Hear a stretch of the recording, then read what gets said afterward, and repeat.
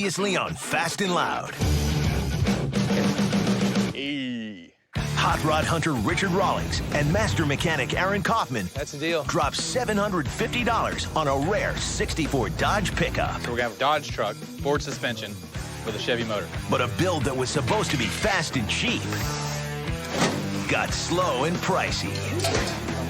Your old pan's not gonna work. What a pain in the... Meanwhile, the sky came crashing down on Richard's garage renovation. Is this a hard hat area? And both projects threatened to push his budget to the breaking point. Now, strapped for cash, Gas Monkey's head honcho is looking for some quick flips. But what happens when this Delta 88 turns out to be less than he bargained for? What the is that? Will a 52 Chevy be too much car for this young gearhead? If he likes it, Mom, how much are you gonna pay? Has Aaron reached his limit? It's way out there because that's how this is designed to work. So you destroyed one of the cables because you didn't get it. Has Richard finally pushed Sue too far? You want me to kick you? And will the Dodge pickup ever get off the blocks and out the door? Or will the Gas Monkeys crack under the pressure?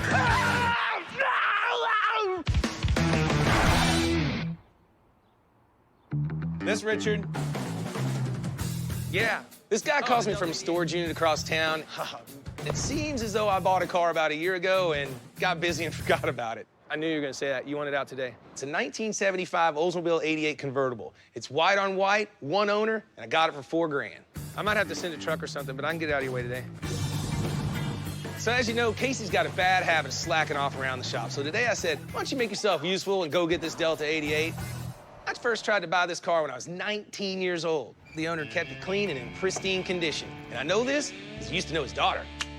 But anyways, he gave me a call and told me it was for sale. For $4 grand I could have it, and I went, done deal, sir. I think that's it right there. What a piece of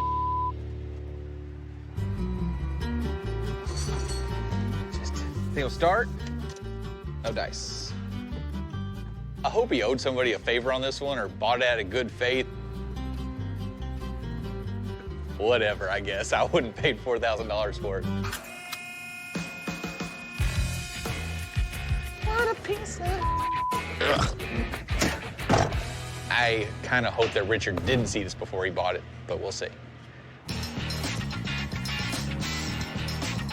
There's a ton of stuff going on at Gas Monkey this week, and on top of the list is getting that 64 swept line done, buttoned up, and out the door. Damn, you guys have been whipping. This is a Frankenstein truck, so putting it together has been kind of an adventure. Once we got the frame straightened out, we kind of hit a bump in the road. The wheels, as killer as they are, don't fit the fenders of the truck. It hits.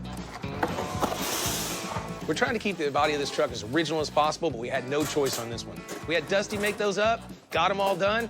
It's a quicker, cleaner fix than trying to make the original ones work, and now I can relax because all the major body work's done. It's 10,000 times the truck it used to be. This really is a strange duck.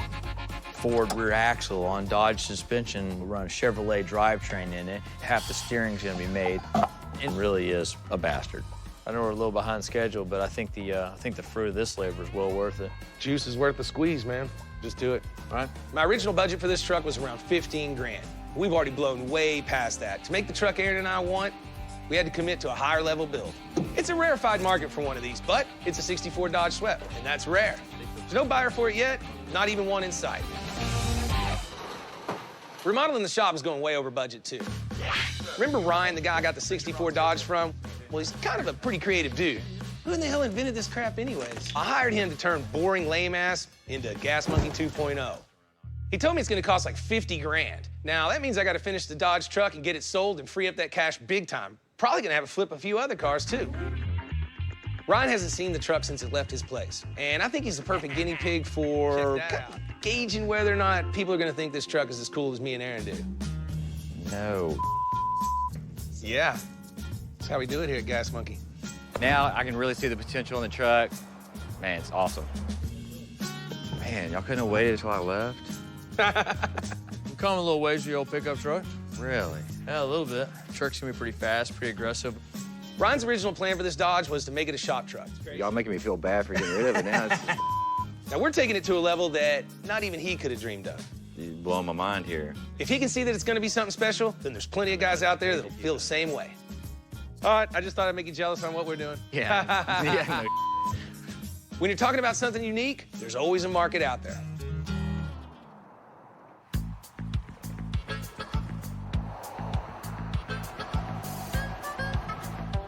KC's on his way back with a Delta 88. I wanted this car when I was 19 years old, and I'm finally about to get it. 1975 is the last year for the old Delta 88 Royale, and mine is a big burly ragtop with a 455 big block, and not many of those were built. Little spit, little polish, get it driving, and bam, I got myself a collector's item. What the is that? Oh, you have got to be kidding me. He told me it was in storage, like in a storage unit. He was at a storage facility. Golly. Dude, this ain't worth 400. Plus, we had to pay $500 just to get it out. Why is that? He quit paying on it, I guess. So for us to get it out was another $500. So you owe me $500. The only time I buy a car sight unseen is when I know the seller's a straight shooter. I've known this guy since, God, I was 19. And he's known me too. This is starting to make a little more sense. All we can do is get it down, pressure wash it, and try to get it running. I mean... Fix the dent. Oh, look at that, sweet. Unbelievable. It used to have a tarp on it. One owner, in a storage unit, hadn't been driven in a few years, white on white, convertible. Can I have my $500? I know you got it on you. Thanks, boy. I got some questions for y'all. What's up? I need to know what's done so I can mark this off and give a report. Oh, boy. This Dodge, since we tore it apart, it's gotten to be a bigger project than normal. Richard, he wants to have it done like yesterday, ASAP. Aaron, now he wants to build a custom battery box for it. Dustin's putting a custom throttle in it.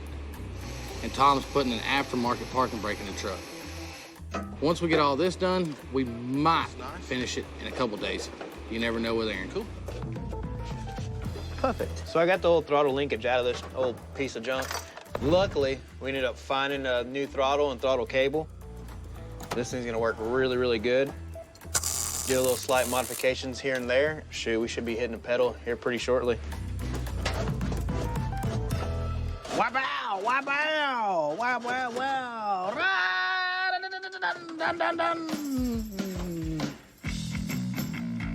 You wouldn't really believe it, but the parking brake assembly on any vehicle is fairly complicated. These are very expensive parking brake cables. They were never made to go to this truck. I have to hack them to pieces to make them fit in this truck. Aaron cringes whenever I hack stuff to pieces, but I'm gonna have to do it in this case to come up with a solution that not only looks elegant, but works. I'm doing it how I think it should be done, and I will get yelled at, I'm certain of it. You can hear the dread in my voice. You've cut the ends off of this. Why? It'll work perfectly. These two are the exact same length now, and I'm gonna put an end on it This right one there. was way out here. This? I don't know. I know it's way out there because that's how this is designed to work, so you destroyed one of the cables because you didn't get it. It's not what I wanted on the truck, and so now we're gonna have an adaptation of what I wanted. He took something that was real simple and made it really complicated because all these parts snapped right out of a factory vehicle and they'd go right in this truck if you'd set them up the same way they were in the factory. If the guys do something while I'm gone and it doesn't fit with something else that I've planned that they don't know about, then all their time's wasted, which is my time, which is the shop's time, which is gonna cost money. No, I understand. It'll all go in the truck and it'll all work. I wish we just put it together the way it came out of the last truck. Aaron has a wonderful vision. There's a rhyme and a reason to everything that he does, and sometimes the rhyme and the reason isn't as obvious to the average person as it is to him. I get to be a wonderful spectator in his thought process, but I always end up with boot to my ass because, well, I don't think like him. I don't know anybody that thinks like him. You can't tell what your line is. I mean, when you're dealing with a genius, you're gonna get blown out of the water a lot. We're on a big push to get our monster build done, and done fast. But we can't ignore our bread and butter cars. If they're not running, Richard can't flip them. So in order to keep the cash flow rolling, I've got Dustin and Tom working on that POS Delta 88. Yeah! But I'm keeping Jordan on the Dodge. He's just done with the battery box, so I'm gonna get him working on the expansion tank for the cooling system.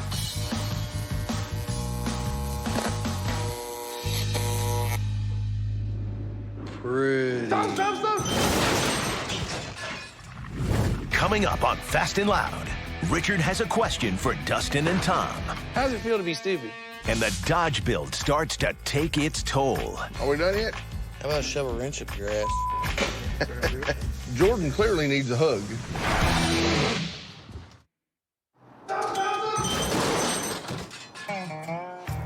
Land on the brake, no brakes, threw it in park, and it just freaking just smashed right in. So I ran this thing into the front door of the shop. I didn't check the brakes. I was just helping him get it started. Car's been in storage for 20 years. How many cars that sit in storage for 20 years have brakes? Golly. Now, a lot of people would overreact in this situation, but not me. I'm cool as a cucumber. Fix my door, then fix the car. Just a cluster.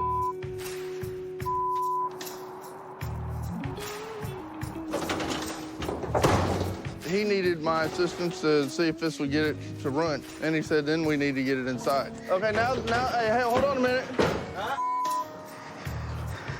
Oh my God. Can I ask y'all a question? How does it feel to be stupid? Pretty stupid. Yeah, because that one was, I'm not saying you're stupid in general. I'm just saying that act was pretty ignorant.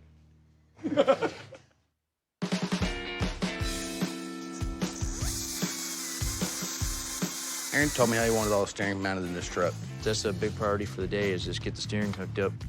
I need to get it done before he gets back, or I'm gonna have to redo it again, and maybe again.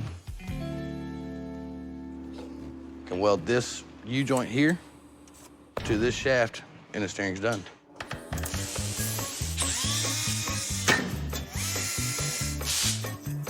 Now's the moment of truth, see if it's gonna work.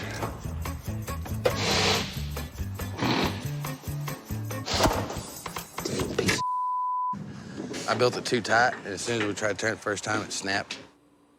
I'm really confused today. I feel like I smoked like a half a pound of marijuana. I'm really tired.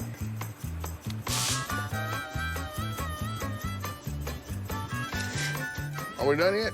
How about shove a wrench up your ass? Jordan clearly needs a hug. Or a hog leg doobie about that big around. It's gonna work.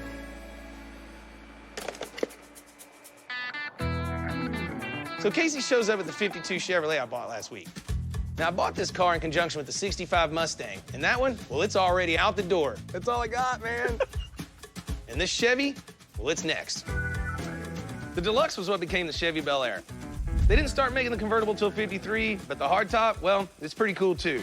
It kind of set the tone for what hot rods look like for years to come. Tom, this is gonna need the same thing as usual, man. Chunk of battery in it, throw some gas down the carburetor, I bet it'll fire up. After Tom helped Dustin drive the Delta 88 straight into my garage door, I'm just not sure I trust him to do anything anymore. But what choice do I have?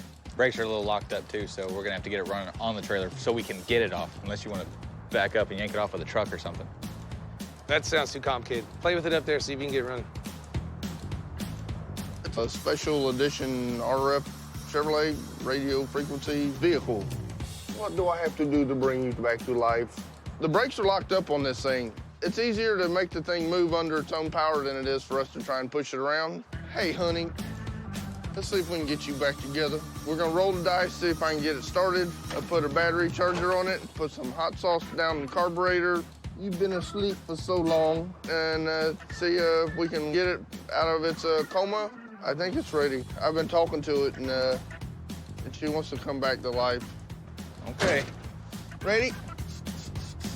Yeah. That was almost too easy. She's happy. She wants to go dancing. All right.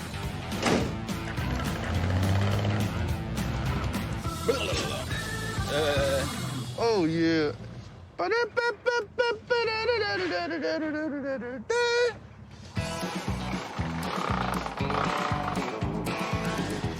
So Ryan's Glass people are here today replacing the ugly-ass windows. And right now, I got a lot of money parked in this Dodge. So the sooner I get it done, the sooner I can get it sold and pay for this remodel.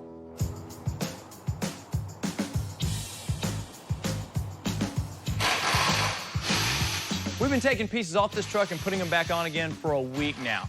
When you're building a monster, you gotta make sure all the monster pieces fit together correctly. Otherwise, instead of Godzilla, you end up with something more like Jabba the Hutt. We're finally ready to send the body off to KC. So while he's working on that, we're gonna prep the chassis so that when we get it back, we'll be able to slam this thing together for the last time.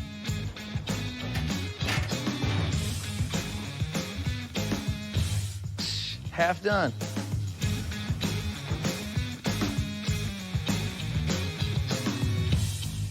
So we're not doing a color change on this truck. What we are gonna do is clean it up a little bit, clear coat the whole truck. It'll preserve it as a one-of-a-kind truck just the way it is. Yeah, so no, I got them working on the chassis so that we can we'll come pick it up on that, but I wanted to get out here today and not lose the day. Let's get it off and get to Scotch Brighting. I gotta figure out how this guy's strip those crap down. All right. Don't scratch it up. Casey and Keenan can knock this truck out really quick, but it looks like they need a third pair of hands to prep this body. Happens to be me. Are we ready to get dirty? I am. It's time to get our sand on. Let's do it. How fast you need this back? Real fast. How fast? Very fast. Really fast. Faster than a sandwich delivered to your door. Good with that? We can do that. I need it back tonight, maybe tomorrow. Tomorrow's good. Good, let's do it. Let's do it. All right, break.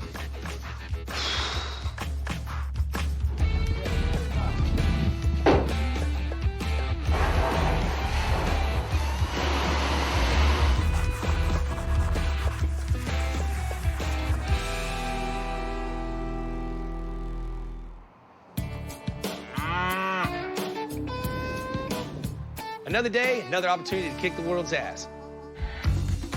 Casey's finishing up the clear coat on the Dodge and bringing it over today after lunch. Now, the clear coat will protect the body, keep it shiny. And you know what? That natural look is gonna go over strong. The patina will make it a perfect shop truck for somebody.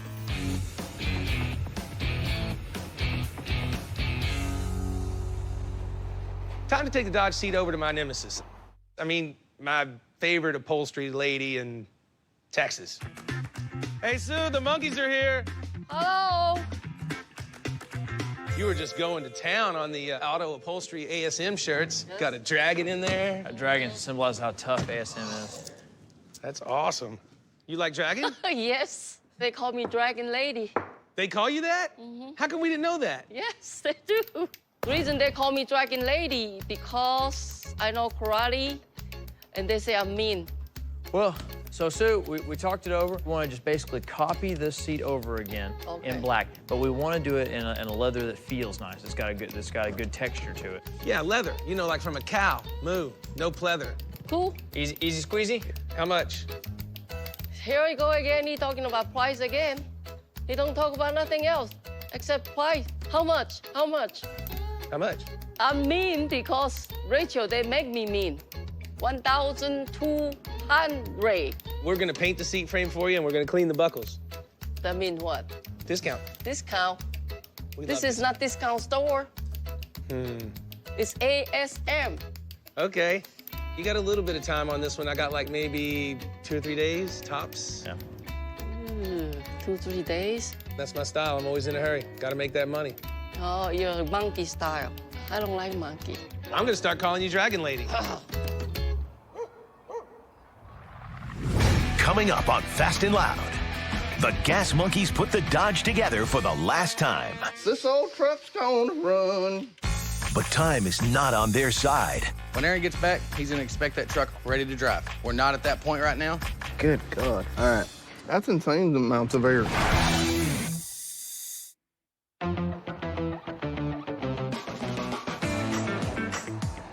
So the 64 Dodge, I hauled ass to Casey's yesterday. I made sure that we got it cleaned up, got it in the booth.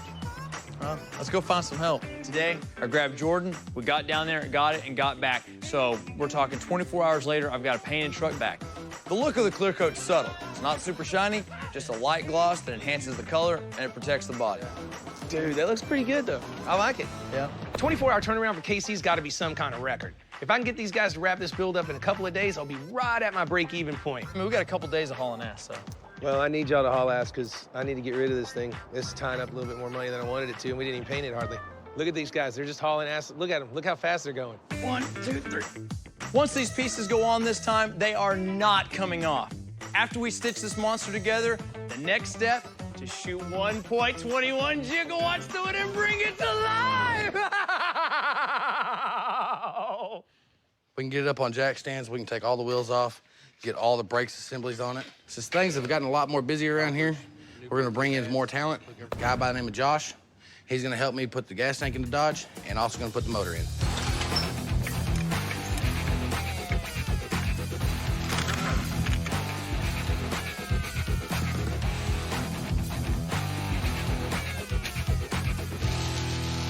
We got this old freaking Dodge.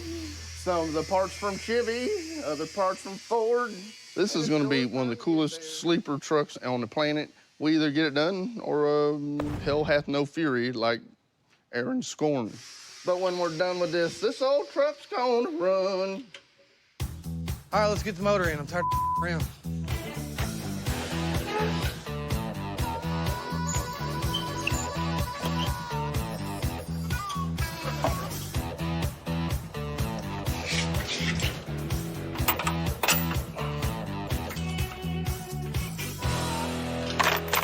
We got the motor and transmission in. Everything's going together the way we planned it. We got the brakes all plumbed. We've got all the calipers on it. Got a steering column in it. Oh, it's amazing when you pre-fit a whole car how much better it goes together. Yeah. So it looks good.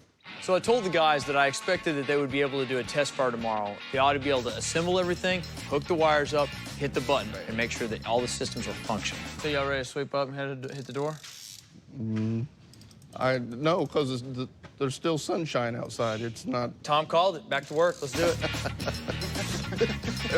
Everybody line up to punch me in the face.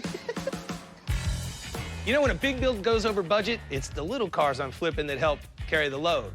As soon as Tom finishes up this 52 Chevy, I got some buyers coming over to take a look. Here's my new girlfriend, and just like all new girlfriends, she's got problems that don't show up until after you get to know her. Her inner core wasn't supported correctly, so I had to go and replace the motor mounts. A proper diet and maybe a little me time, it would never have gotten to this. Whenever she goes down the road to her new boyfriend, she'll be like spiritually uplifted. She will clearly be better for it, and I think I'll be a better person for it too. I'm gonna miss her when she's gone. Dude, I like this, man. Ryan wanted to show me what he's gotten done with the remodel. It's really starting to come together. I mean, he kind of goes out and finds and reuses this old stuff. Kind of like me, but with office crap. The main thing is we got all the ceilings blacked out. Yeah, it looks 10 hard times part. better in here, man. It doesn't feel all trapped like it did with that stupid drop ceiling and what have you. You know, Ryan knows his business, but what I'm really worried about is the price tag. On the way out, I see him staring at that truck. He just can't get it out of his mind. Right about now, I'm getting that tingling feeling. You know what that tells me? Money to be made. Now that I've rubbed it in his face how cool this Dodge is gonna be, how awesome would it be if I turned around and sold it right back to him? I mean, he's charging me an arm and a leg for the remodel. Might as well charge him an arm and a leg to get his truck back. Now that these guys have a game plan, Richard and I have some monkey business to attend to. I'm gonna leave Jordan in charge of the build, see if he can fly solo without me breathing down his neck. They left us a long list. He wants the motor to run today. We need fuel lines all tightened. We need to put gas in the gas tank. Josh says he's pretty good at wiring. Gonna give him a shot at the wiring because he's new. We need to see what he can do. Right now, we're doing the wiring on the Dodge truck. Basically, I'm building a little mini harness. It's gonna go through the firewall, follow our main harness. It'll disperse over the motor. It'll cover your oil pressure sensor, cooling fans, temperature gauge, all of that. We are bleeding the brakes on this thing, and how we're doing that is we're actually sucking the brake fluid into the system. What it does, it applies a vacuum, and as the fluid does make itself present at the vent, you'll see it as bubbles in the tubing. Any little bit of air in this braking system, and that compromises our brakes. So if it's done wrong, you'll know it immediately. Good God. All right. That's insane amounts of air. We got a brake leak, and I have to find the source of the leak. When I saw Ryan staring at the Dodge, I decided to tell Aaron about my evil plan. Right now, Ryan's thinking about how he wishes he still had it. It's the perfect time to needle him about it. What's going on in here, guys? What's up, man? Dang, dude. It's a cool little shop. Is this where all the magic happens? What are you making here? There's a prototype for a tabletop. Got your bar stools right here. I ain't worried about these things. Did you get those email pictures that I showed you of what we were doing with your old truck? Yeah, I got something. Pretty Did you look at them? Let me pull it up. All aluminum, cross member in front, aluminum spindles, big brakes. It's not photoshopped or anything? No. Photoshop? You think he knows how to use a computer? It looks crazy, man. But we just wanted to make sure you saw those. It's pretty sharp. We're pretty happy about it. It's come along really well. I did see Actually, it. I just wanted to thank you for selling it to us. Dude, see. It's always interesting to see somebody's response when you show them what they could have done or what they could have had, and they just gave up on it. I don't even want to see the pictures. I don't even want to look at it. Richard and Aaron obviously come over here just to bust my balls because they didn't even look at anything that we had going on here. It's just look at these pictures. Are y'all done gloating?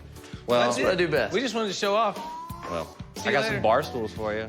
I ain't Oh, we worried got a about bar. that As stuff. a matter of fact, we're going to see Amanda about a bar. See you, bud. All right, man, later. How fast do you think that truck's gonna be, Aaron? Down, down. We're still getting the air out of this line, so we're gonna have to let you come up. We were smooth sailing all day long. We ran into a little bit of chop. Water's that way, ground's that way. We're heading that way. We gotta get this boat turned around. I told them to bust their asses and get this truck running, and they have been. But right now, I got other fish to fry. What's going on, guys? I'm Richard. How you doing, Richard? I'm What was your Lana, name? and Lana? this is Dallas. How you doing? My In son Dallas. Well, Dallas, welcome to Dallas. Now that the 52 Chevy is running and driving, it's time to get it going. And you guys know the drill. It's time to throw it on the interweb and make the buyer come to me. We're coming out to look at this car. Yeah, I you're the like guys I it. talked to on the phone. You came in from like South Louisiana or something, right? That's right. Yeah. Right south. Right on. You were saying that it was going to be your first car? Yeah. No kidding. To have a young kid that's interested in an old car like this as his first car that's really cool. That's why I like this business. I want him to get off the computers, get out in the garage, and build something. What you see is what you got. 1952 black hardtop. So you think as a first driver for Dallas that it's pretty much ready to go? Well, it depends, Dallas. What are you thinking? Are you going to kind of play with it, maybe customize it, make it your own? Yeah, that's pretty Cool. much the plan. Dallas works for our company. We have a car dealership. We were looking for a Chevrolet. He came across the 52 Bel Air. Yeah, I mean, this is a good, safe little car. I mean, it doesn't have all airbags and anti-lock brakes Right. and all that, but it also doesn't go 150 miles an hour. That's You what know, I'm it looking goes for. 60 or 70. This is a great hot rod to start with. And you know what? Dallas likes it. Is it a brand new Camaro or whatever? No, but it's got cool written all over it. See, look at that, man. It's huge. It's a huge steering wheel. That's funny. They had to be that big because Right. you didn't have power steering, so that gave you all your leverage. Wow. Yeah, sounds good. So I took them for a ride in it, and they're digging it. These cars are pretty fun. Have you ever driven a 3 on the tree like this? Nope. It's basically just like your usual 3-speed on the floor, except for it's up here on the collar. Well, I don't know, Dallas. I don't know if I like it. Mom's a little sketchy on it. She's like, I don't know. It's old and it's rickety. Dallas I don't knows. know. He I don't likes know it. if I'm liking it too much. What do you think? I like it. I don't think you're right. If he likes it, Mom, how much you gonna pay? Coming up on Fast and Loud, Jordan battles fatigue. What are you going on now? Hour 37? 38. I just asked. And Richard battles his nemesis. You want me to kick you? I'll kick his ass.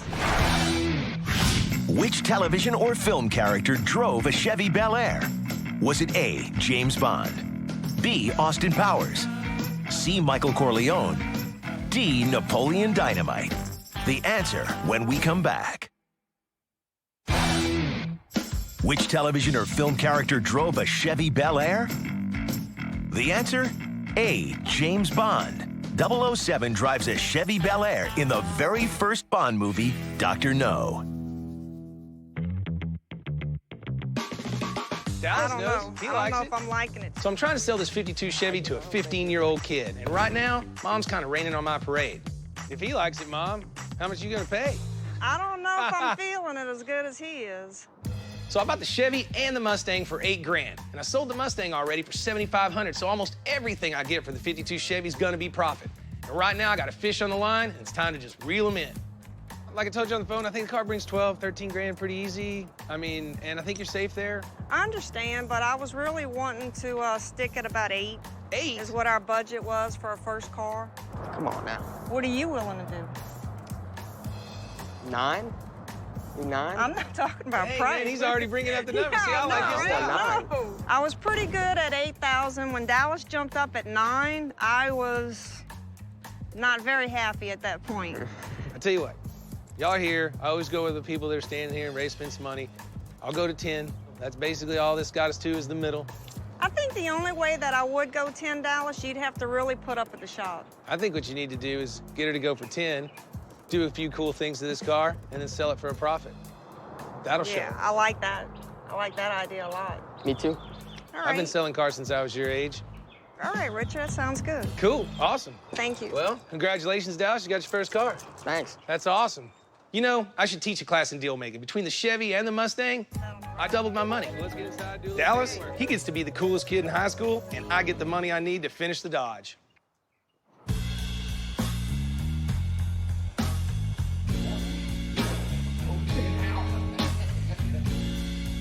Well, there's no around today. We gotta get this thing done.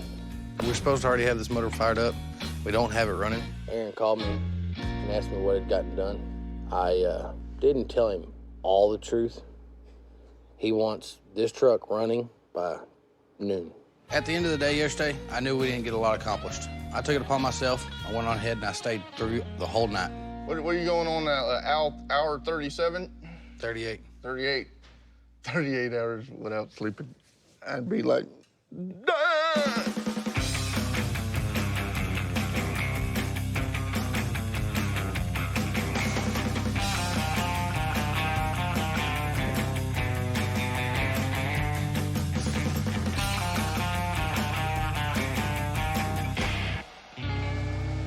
We're about to fire up the motor for the first time.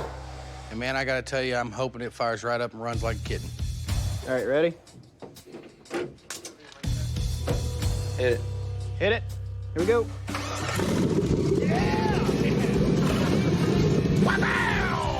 I figured the day was gonna end up being a bad day because we were already behind, but the guys really did step up.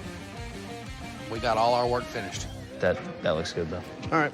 When I arrived at the shop today, I was ready to be pissed off about what didn't get done.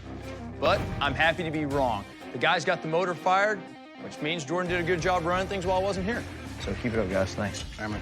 I'm happy the truck fired up, but I'm ready to go back to the house and go to bed.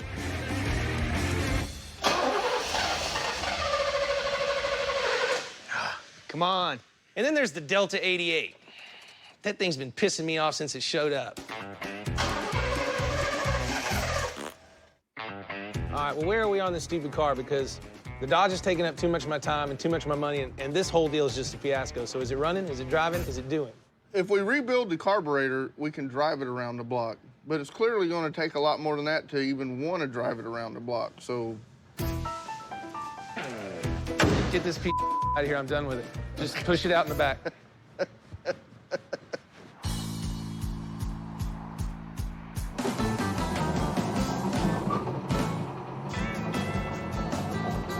I want nothing more than to have this Dodge sold and out of my carefully slicked back hair.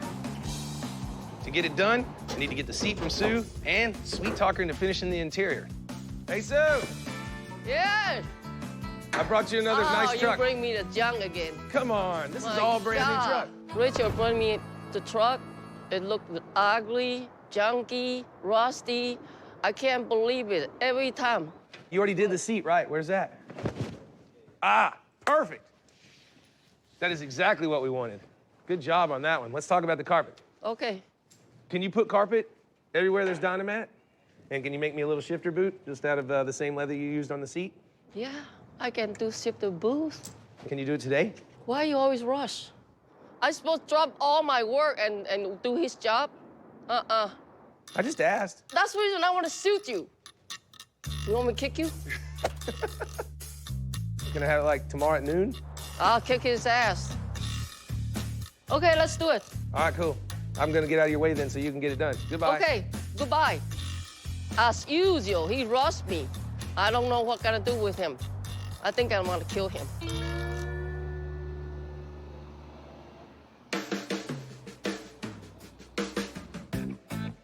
Dude, this is pretty wicked. It's nice. We found some old vintage desks. We're getting close to the end of the Gas Monkey remodel, and it's really looking good. Ryan's bringing in some really cool furniture and stuff. This is sheet metal, bent. It's got a rust patina on it. It's powder coated. But it's not, Won't rub off. it won't get like spots when I set my beer down. You get a No. ring on there. Do all you want to. Dude, that's what I'm talking about. What's up with the Bulls, man? Ah, They're awesome, right? I think they're pretty badass, but... Slowly but surely, it's coming together. We'll get there. Slowly but surely. Don't be looking out there and seeing what I did with your truck either. Uh-huh. I told Ryan to meet me in the back of the shop in a couple hours, and you know why? Oh, I think you know why.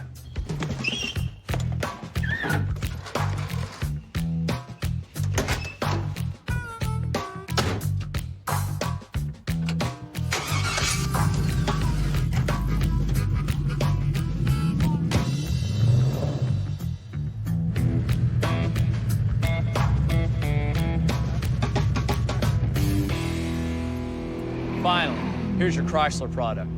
It's not named after a fish. You don't throw it at a board. Definitely doesn't have a Hemi in it. 64 Mopar. He even took the letters off of it.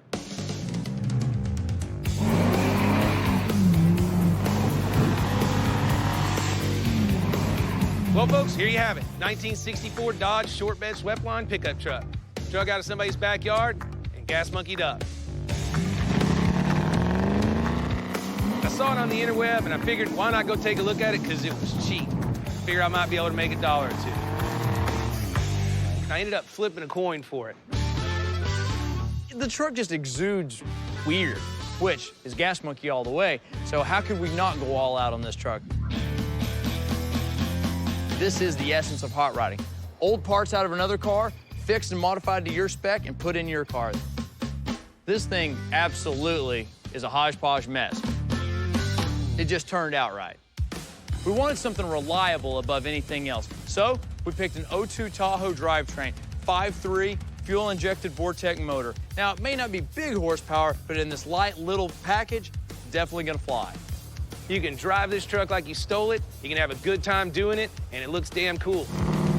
It's fast, it'll take a corner, and it'll still do all the work it was originally intended to do. This truck will still put 1,000 pounds in the bed and go where it needs to go, and put 9,000 behind it and drag it home. We figured this mesh-style black wheel would really set the truck off right. Very understated, very subtle, but at the same time let you know there was something more going on than just an old pickup truck. I like the patina. I'm a fan of keeping the paint the way it is when it looks good like this. It took 40 years to get this way. Why paint it? To maintain the patina, I didn't want to damage it with exhaust. We did the little extra trick with the exhaust and the bezel just to protect the patina that's there, not to mention it looks cool. The truck has this really mean, pissed-off look, and I thought it fit really well. Since you're going to spend most of your time inside the truck, we wanted it to look nice. Put a brand new set of gauges, it's got a leather seat in it, and the dash has been painted. On a mid-60s pickup truck, that's pretty much the entire interior. There you have it, guys. 64 short bed Dodge swept line pickup truck. Coming up on Fast and Loud, Ryan likes what he sees. See, I told you.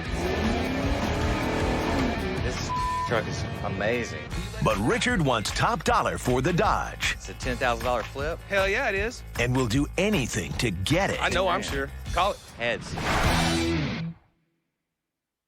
Yeah, this is a Tom at Gas Monkey Garage. You get to working on these vehicles and you deal with knuckleheads. Can I talk to somebody that actually knows what parts are? You're talking to them. I really try hard to be patient with people, but... It's gonna take probably about 3 hours or so to get them over to you. 3 hours, every ounce of sensitivity and warmth just gets totally wiped out the window. And you go nuts!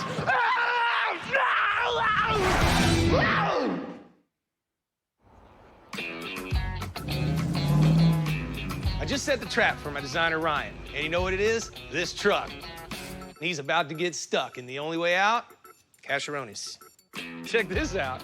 What y'all do, just put wheels on it? Pretty much, that's all we had time for. We built a badass truck, dude. When I come here with the bill, it's just perfect. I was trying to be straight-faced about it, but man, as soon as I saw it, I wanted it. Nice seat. Well, last time you had it didn't have floors in it, did it? No, it had no floors. Whenever we buy these cars, I've got a little bit of an evil streak. I want to take it when we're all done, back to the guy we bought it from and say, ha! Yeah. Bam! Look at that. Never have the opportunity to do it.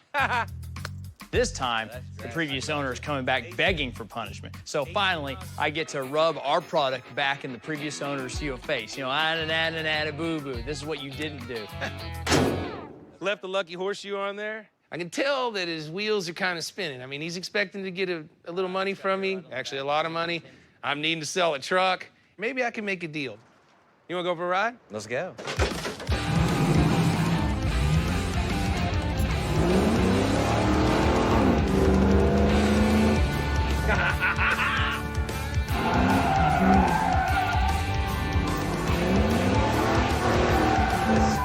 is amazing.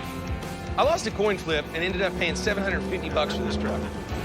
With all the parts and labor, I got like low 30s in it now. I need to get 40 for it just to make my nut and pay some bills. What do you think about that, man? I gotta get it sold now, man. So 40 is what you're asking for the truck. Hey, why? What are you talking about? I got a bill for you for 50. You want to flip for it or something? Well, I don't know. What are you thinking? I know I'm getting carried away. There's no way Ryan should take this bet. He's got nothing to gain. But after that test drive, he is temporarily insane. Anyone who can pay 40 grand for a shop truck can pay 50 grand, right? So I gotta hit him fast and hopefully close this deal before he realizes what he's agreed to. I'll flip you bill for build. He throws out, let's flip for it. Dude, that's 10 G's on my part. Bill for build, and I will flip you right now. I've never done that before, but I wanted the truck so bad, like, If you win, you get the truck, and I gotta give you 10 grand cash to make up the difference. If I win, just get the truck, bill goes away, I'm 10 grand to the plus. It's a $10,000 flip? Hell yeah, it is. You want it or not? All right, let's flip it. Go. You ready? Yeah. Call it. Heads. Tails, fool! You got yourself a truck, and I just made an extra 10 grand. Tails it is. He called heads, Gas Monkey gets paid. That's the way it goes down here. Sometimes. Sometimes I lose my ass. I'm pretty stoked to have this truck. Cool truck. Where are the keys at? The keys in it? Where's my bill? Hell yeah, the keys are in it. Go for a ride, bro. See you later.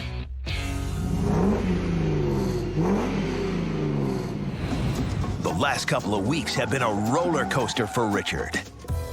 When he dropped $8,000 for the 65 Mustang and 52 Chevy, he was riding high. Awesome. Especially when they sold for double what he paid with minimum parts and labor.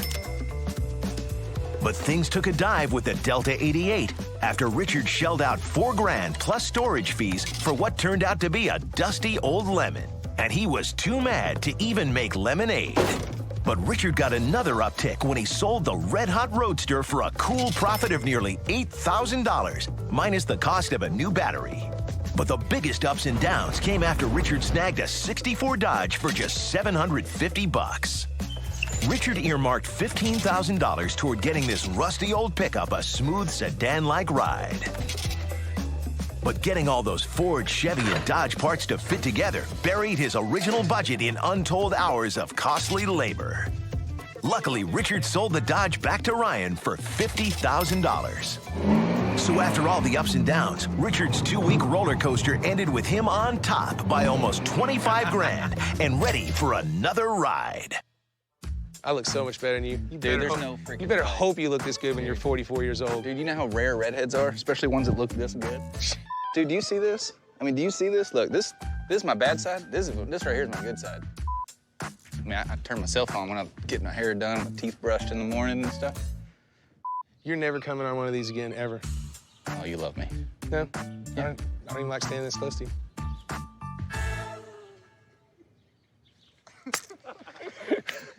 Now on Fast and Loud. Is he himself? I don't know. Hot rod hunter Richard Rawlings and master mechanic Aaron Kaufman have a close encounter of the Roswell, New Mexico kind. This thing's freaking me out. I'm starting to believe it. And wind up abducting a '67 Ford Galaxy. And the light, the beautiful light. That's gonna be transformed into a modern muscle car. But when the build turns out to be too hot to handle, Get away from the car cover.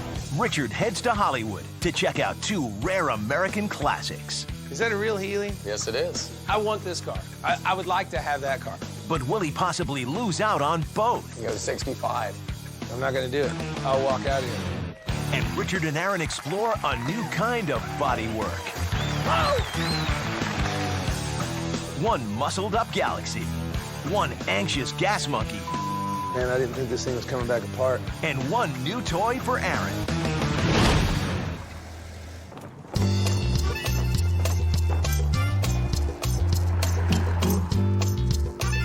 So in my never-ending search to find the next big build, we decided that we'd pick a big-bodied Ford Galaxy, and I thought, where better to find it than Roswell, New Mexico, which is where the aliens are. And the aliens come from galaxies, and so there must be some galaxies here in Roswell. Everything's alien, alien, alien. Look at this. Alien parking, alien vacancy, discount for aliens. You think there's any alienation going on here? Back in 1947, in a field much like this one, supposedly an alien saucer crashed into the ground, and there were bodies and saucer parts recovered by the U.S. government, which then held it in a secure location and has denied its existence ever since. So they're supposed to have all the proof in here. I hope so, because I've got questions. Dude, I got answers.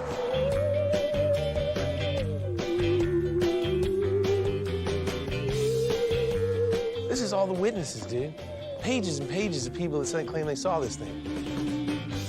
Yeah, so are you talking yourself into it or what? I don't know. This thing's freaking me out. I'm starting to believe it. You know my theory anyways. What's that? I think we stole all of their data, their information. I mean, if you look at these the guys, timeline, have you seen them? I want to punch one of them in the eye. I think it'd be like you'd lose your whole fist. So I'm pretty convinced that aliens crashed here in Roswell. Not that I have any hard evidence or anything to support that. It's just I choose to, and I choose to because it's more fun than disbelieving. They look so upset. You think you could improve on the UFO action? We could probably make it faster. The alien's supposed to be superior. If their navigation's superior and their aircraft's superior, how'd they end up crashing in Roswell? They can't drive, dude. Very cool. Yeah. I think the museum was pretty interesting. It gave you both sides of the story, is it true, is it false, who believes what? But at the end of the day, we came all this way to see a car.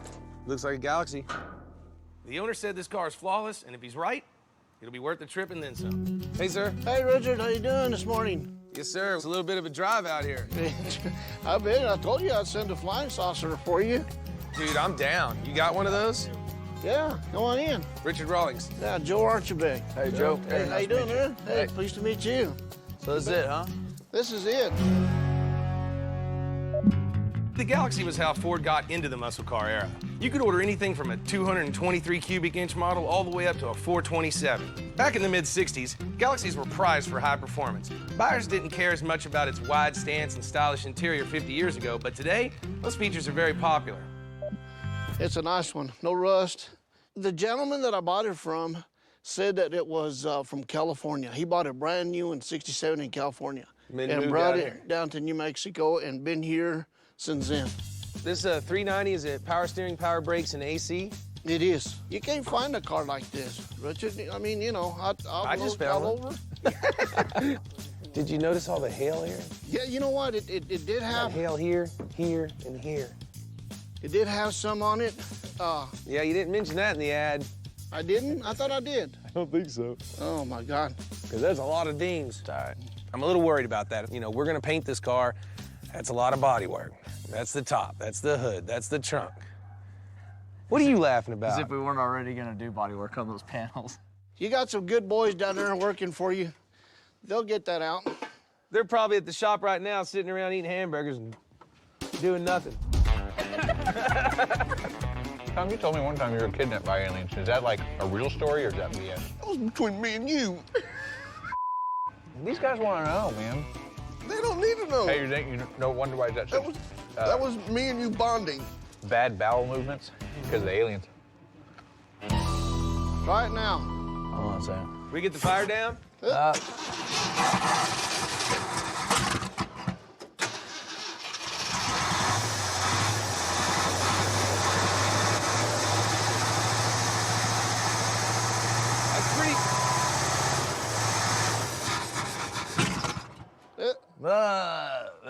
The car's not exactly what we thought it was going to be.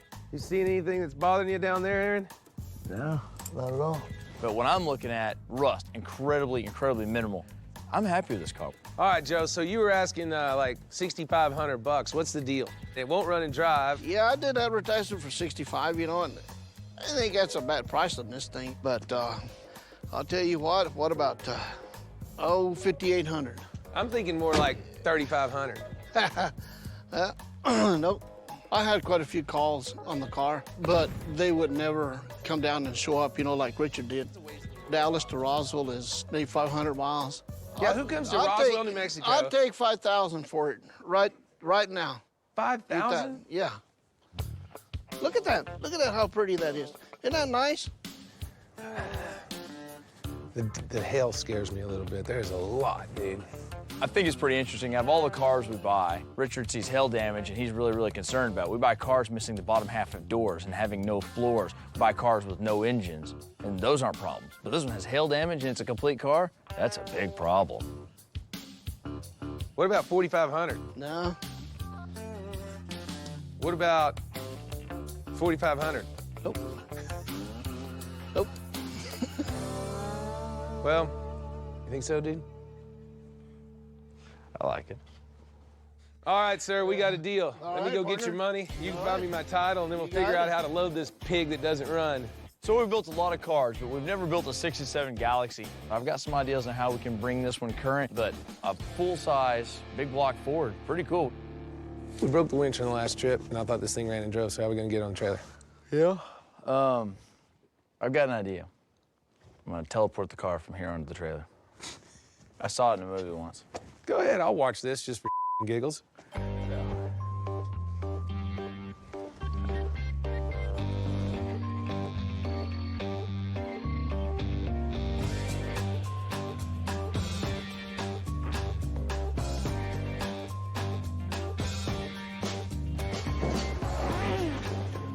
Is he himself?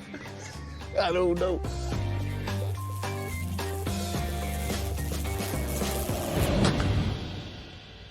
How the hell you do that? Oh my God, that was amazing. I've never seen that done, but pretty amazing. Joe? Hey, nice meeting you guys. Joe, Man, Thank gotta you, be, man. be safe going back. I think what breakfast you had is probably in your shorts from scraining so hard. When I found out we were coming to Roswell, I was pretty excited.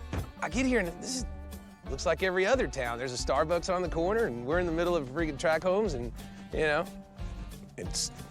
I'm really disappointed.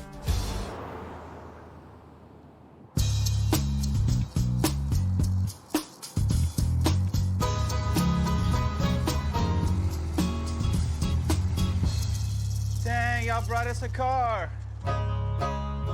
Oh, great. I can see you're working hard. We're having scooter races. Who won? He didn't. Me. So we brought something from out of this world. We went to Roswell, New Mexico, home of Area 51, aliens, all that kind of stuff. And brought back a galaxy. The aliens actually live in Wright-Patterson Air Force Base. We just apprehended them in Roswell. That's a. You think they live there still? Oh yeah, they're still there. We're still picking up technology from. Is that where Velcro came from? Totally, yes. Did your parents just lock you in the basement with world encyclopedias when you were young or something? You were accurate on the lock me in the basement, but I had a show. It wasn't. They used books on him, but it wasn't to read. All right, so enough about Tom. Tell me about the car. Ready? Wait for it. No rust. I don't believe that yet. Rust in the tailpipe. Oh, here we go. I don't believe that yet. Yeah. Come on. Galaxy, coming to you.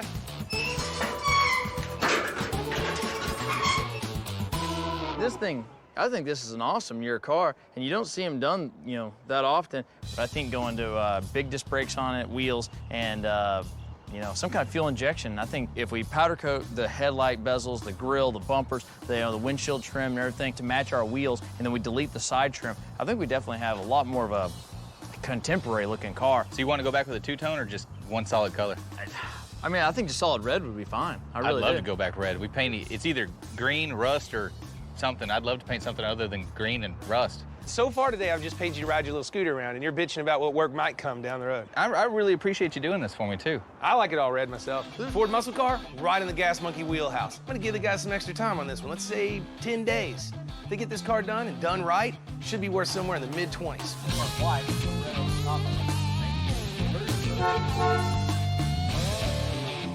Horn blows. Richard's always concerned about time and money. The good news is the interior's in pretty good shape. But since we're building a Ford muscle car, we need a beast under the hood. We just don't know what that is yet. And once we lower it, paint it, put better wheels on it, Richard's purse strings are gonna snap shut. Look how big it is, man. How many think we can fit? How many what? People. Go. Hole. Get in your hole. Get in your hole.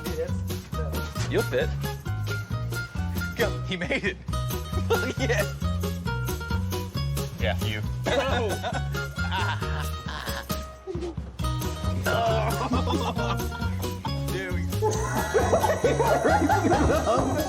We're going way too far up. My leg's going to sleep.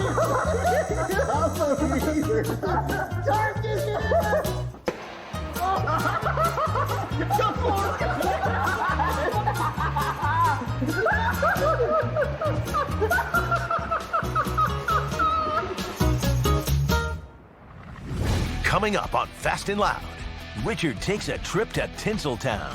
I think they make porn here. And things at the shop Whoa, why did it get bigger? get a little heated. Is in that thing? Whoa! I don't know if that's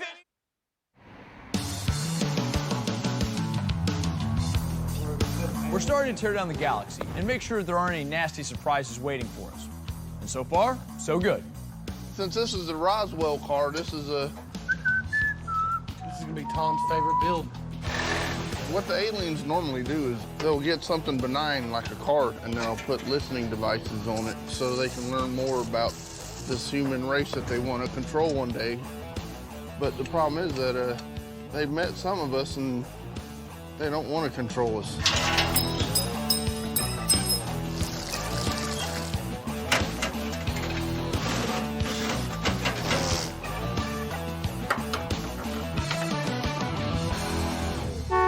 Big toys come in big boxes. Aaron wanted a lot more horsepower in this car, and he didn't have to ask me twice. The engine bay in this Galaxy has got plenty of room. I've been wanting to use a Ford Coyote motor for a while now, and putting it in this Galaxy, well, that'll make it a muscle car with a capital M. So he said he wanted fast, he wanted it to be Ford. There you go. This is the fastest thing they got for their racing division, I guess. Richard finally did something awesome, so we're pretty stoked. You know, I've been curious about putting this in something. I didn't really think a 67 Galaxy was the one I was gonna put it in, but I'm fair game, let's do it.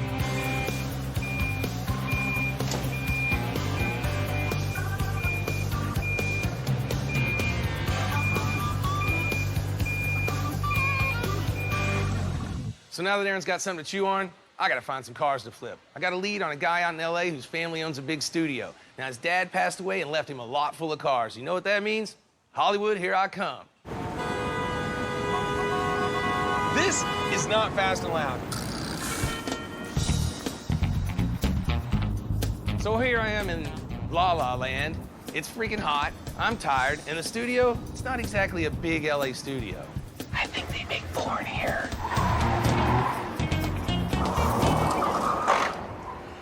He's here. Freaking awesome. Right on. You must be Richard. I'm Richard. You must be Steve. How are you, buddy? Man. Give me the grand tour, man. What's the story? I mean, there's a lot of stuff here. All these cars are my dad's cars. So I get here, and it's wicked. This guy has some really cool cars. We got this 58 Rome Cadillac. What do you need for a car like this? I mean, this is a good restorable car. I'm looking around 80. Is it 80,000? 80,000. And we're walking. This looks more like I can afford this car. I think this is a good $500 car. I'd think not. Probably about $5 grand. Oh, that's my bus. It's leaving. Gotta go. Bottom line, he's just way off on the prices. This is an $80,000 Eldorado. No, that's a $7,500 Cadillac. We can make a deal on this one, I'm sure. The 81, Smokey and the Bandit car right here. They didn't make a Smokey and the Bandit car in 81. What about this baby right here? I don't even know what the that is. Yeah, I'm not feeling this one right now. Seems like I might have flown 1,000 miles for nothing. Boy, are my arms tired.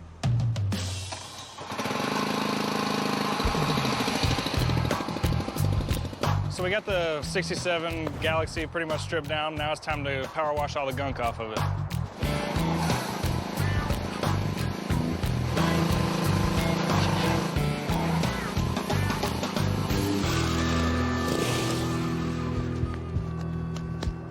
Time for some dry times, then some body work. I'm still looking around the lot, and it's not looking too good. I think I understand why they say that this town is built on dreams, because this guy's got his head in the freaking clouds. What else do we got here? Didn't think there was going to be a happy ending to this story, but then I looked behind the curtain. Okay. Really? You're going to keep the cool stuff over here? There wasn't a wizard back there, but there were two highly desirable cars that could make this whole trip worthwhile. You got a 32 Plymouth here, ready to roll. Awesome. Yeah, it is. Bonnie and Clyde style all the way. Suicide doors. It's got real windows, which I like. Yeah. Good looking car. Yeah. You look good in it, by the way, Rich. I look good in anything. Yeah. Freaking car's badass. That's all I got to say about it. I need to own this car, but I'm not ready to deal yet, because the second car was even better. Is that a real Healy? Yes, it is. Wow. Aluminum body, straight six. It's a 1951 Nash Healy. It's one of the most collectible cars in America. It is the first American sports car. It's rare. They only made 100 of them.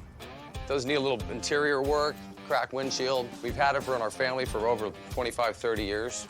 Nice trunk. It's a good-looking car. It's got the wrong gauge in it, doesn't have the top, but the chassis matches the freaking VIN plate, the motor matches the VIN plate. This is a cool car, so I gotta buy it. What did we do at Plymouth and Nash Healy do? A duel? Yeah. I want this car. I would like to have that car. I think that car's worth around 20 grand. What do you think? I think it's like 25. Well, we're close enough on that. So, okay, so we can deal with that. And I'll peel 30 G's right now for this car. Oh, boy. I think it's like 40,000, and that's on the low end. Yeah, we're a little far off. Yeah, well, Wait a second. This guy wanted 80 grand for a do-nothing Eldorado, but for the rarest American sports car in history, he only wants 40? This guy doesn't know what he has. I think I'm gonna try to get both these cars for under 60. I think we're close, but I'm like 58. Oh, I can't do that. There's no way. Why? Because it's easy, dude. I hand you 58 grand, I take these two cars. Yeah. Whammo. I mean, that car's in great condition. This does need a couple things we spoke about. All right, I'm gonna raise my own bid. Okay. I'm gonna go 60 grand on both these cars. You go 65. I'm not gonna do it. I'll walk out of here. Now that we have the motor for our Galaxy, there's some things we know need to come out. Motor mounts, they gotta go.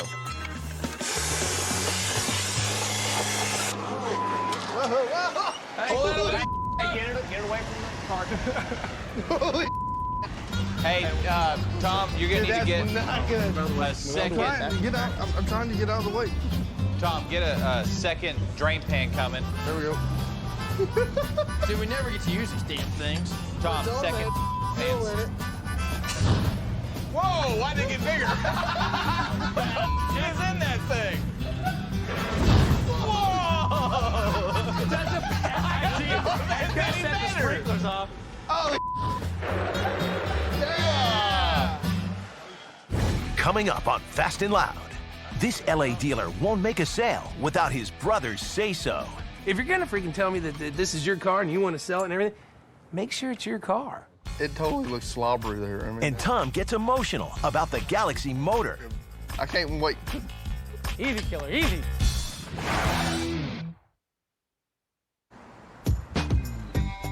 So I'm in California trying to make a deal on these two cars. It's a 32 Plymouth and a 51 Nash Healy. But the seller's just not playing ball with me. All right, I'm gonna raise my own bid. I'm gonna go 60 grand on both these cars. You go 65. I'm not gonna do it. I'll walk out of here. Let me make a phone call. Let me talk to my brother. You know, it's half his. All right, go Be make right a call. If you're gonna sell me a car and you're gonna bring me out to California and you're gonna freaking tell me that this is your car and you want to sell it and everything, make sure it's your car. I mean, really? You're gonna call your brother now? What's next, mommy, daddy? He said he's gonna walk out here at 65. Okay, bye. All right, Richard. So I spoke to my brother. Yeah. And he's firm at 65 for both. We can make a deal. We'll let him go for that. But that's he said, 40 and 25. Yeah. I want to be at 60. You want to be at 65. Let's just split it. 62.5. We're done. I get this car, like it is. This one doesn't even have a title. Yeah, it doesn't, but we can get that handled, I'm sure, with a duplicate title. I do have a bill of sale originally when we did it. I like that. That's what I'm talking about. Where'd you get that? I like that, too. 62.5. All right, we got buddy. a car. 62.5, I think you got to smoke a deal. So we settled on 20 grand for the Plymouth and 42.5 for the Nash. 42.5 on the Nash is smoking, because I'm freaking stealing it. This guy doesn't know it, but this Nash could bring in a lot more than I paid for it. Double, triple, hell, quadruple. You know what that means, don't you? Money. We'll have a truck driver pick these up. I'll wire you the cash, because I just had to jump a plane this morning and come down and see you.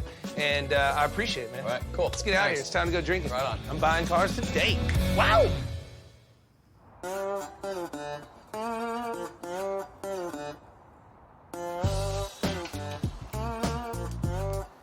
The Galaxy has been through a couple hailstorms, so I'm gonna use an old school method to fix it. We gotta get this body really straight.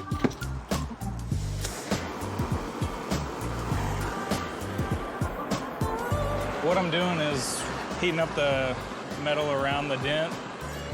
That way I can chase the heat all the way to the end, and then it'll raise up and actually pull itself out, and then when it cools down, it's gonna flatten back out like nothing ever happened. Metal's got a memory to it, so once you heat it up, it should go right back into place. Let that cool. The reason this is a lost technique is because cars nowadays don't have as thick a metal on them, so it's not really gonna work if you try to do it on thinner metal. They just replace parts most places, so it's actually a lost art. Yeah. No, I don't know. I mean, I think it's gonna fit, but I mean, obviously it's... On my way back to call my buddy Jim, who's a Ford mechanic. He's somewhat of a legend. I knew Aaron would get a kick out of meeting him, and this is the first time we're using the Ford Coyote motor, so he may come in handy. Aaron, this is Jim Twitchell, master technician from Ford. Hey, this Jim. is Aaron Kaufman. Hey, nice to meet you. Pleasure. And Jim you are? Twitchell? Jim Twitchell, that's me. Senior Master Tech, Ford Motor Company. Been doing it for many, many years, and want to come out and meet another Senior Master Tech. This is Tom Juice, our resident storyteller, Gas Monkey Garage. And this is master technician of Gas Monkey Garage. And from what I've seen, you do an excellent job. I appreciate it, thank you. What do we got going on here? Well, 67 Galaxy, and we are deciding to tear it up today. Well, from what I understand, he gave you a nice little present over there. You know, I gave him very, very few demands. I wanted more horsepower, that's it. And it had a big block in it. I knew that we could get by with a big block, but I wanted something interesting. And, you know, he disappeared and came back with a new 5.0 crate motor, and I think 400 horsepower and 390 foot-pound torque will motivate this car just fine. It'll do really well. It's a bigger motor, a wider motor, and I think you've got an excellent candidate for it. I think it'll fit into the car nicely, and it'll give you plenty of pop. We're chomping at the bit to get this thing in here. If you've got a second, if you can lend us a hand, I think it'd be great. I would love to.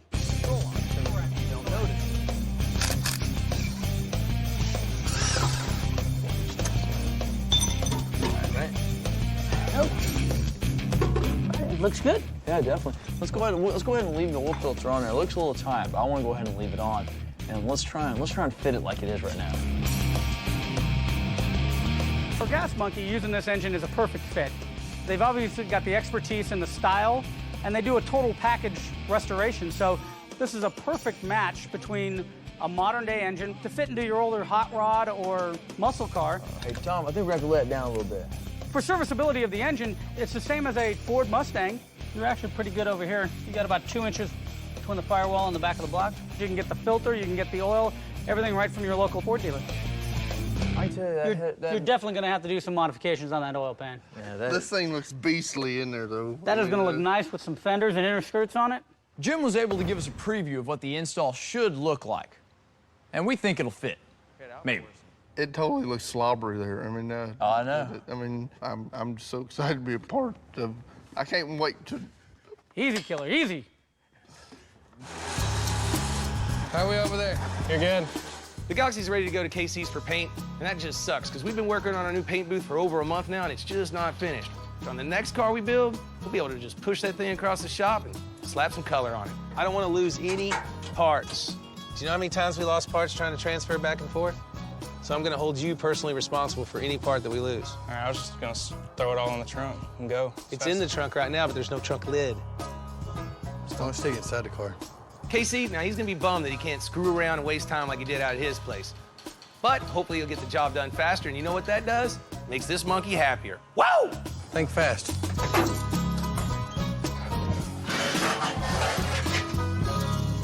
All right, I'll be back someday. Coming up on Fast and Loud, Tom takes a spin through racing history. You sweet, sexy, sexy, sexy car. Do it. And Richard puts the 32 Plymouth up on the block with no reserve. 22.5, that's gotta do better. It's still too cheap.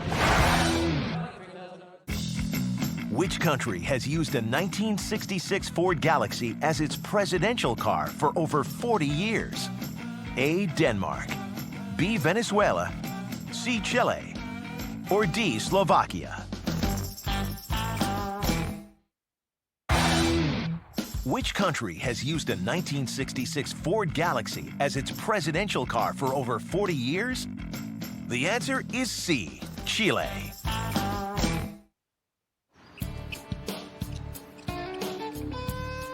So here we are again, ladies and gentlemen, at Camp Casey. Things are going great. Keenan and I have had coffee, breakfast, played some video games. Came out to the shop, it's a little chilly, so I wrapped up my blanket. Dog jumped up in my lap. But to be honest with you, we gotta get started on the Galaxy.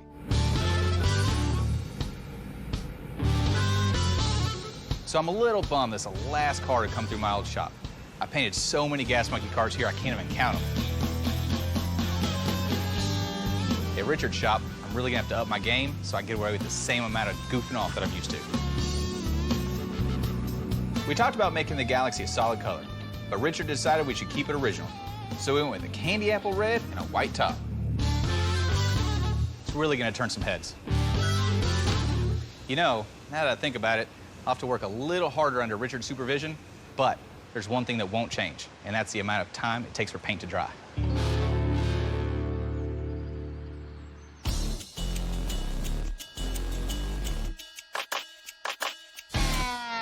So check it out, dude. 1951 Nash Healey just came in from California. This is a rare son of a gun. Now I am stoked, because now I'm sitting on one of the most collectible cars in America. 1951 Nash Healey was the first post-war sports car from a major automaker, and pretty much the coolest. Boasted an American-built 6-cylinder engine with dual carburetors and a European body built to race. In the 1951 24-hour Le Mans endurance race, it finished 6th, beating out 2 Ferraris. All of them were hand-built, so they're all slightly different. This windshield's actually different than the picture of the one that I've seen on the net. How do I know so much about these cars? Well, my buddy Dennis, he just happens to be the top collector of Nash Healeys in America. In fact, he owns Nash Healey #1, the very first one ever made. He's gonna put it on the auction block in Houston in just a couple of weeks. It's estimated at $1 million. No way. This Nash Healey isn't worth anywhere near that. But these things can be expensive. Don't mess with anything we don't have to. Let's put a battery in it, get a little gasoline in it, prime the carbs, see if we can get it running. And if we do, we'll take it around the block and see what we got. Okay. Don't break anything. Okay? I'm on it. Aluminum head, cast iron block. This basically is the invention of the store-bought hot rod in America. Very sexy, very beautiful car. This girl likes to dance. American cars at the time, they would sit there and look good, but this girl here, she likes to dance. Lipstick red, can't ask for anything more. I mean, the only thing she's missing is the line down the back of her stockings. She's hot. A lot, mama, tiny, shaking, not stood. Come on, baby, stop for daddy. Ooh, she's wanting to go. Come on, baby. You sweet, sexy, sexy, sexy car. She's ready for the test drive. Get out of the way, man.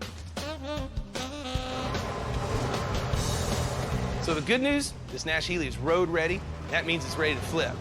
But I'm not ready to put it on the market just yet. Wow! Because I have a plan.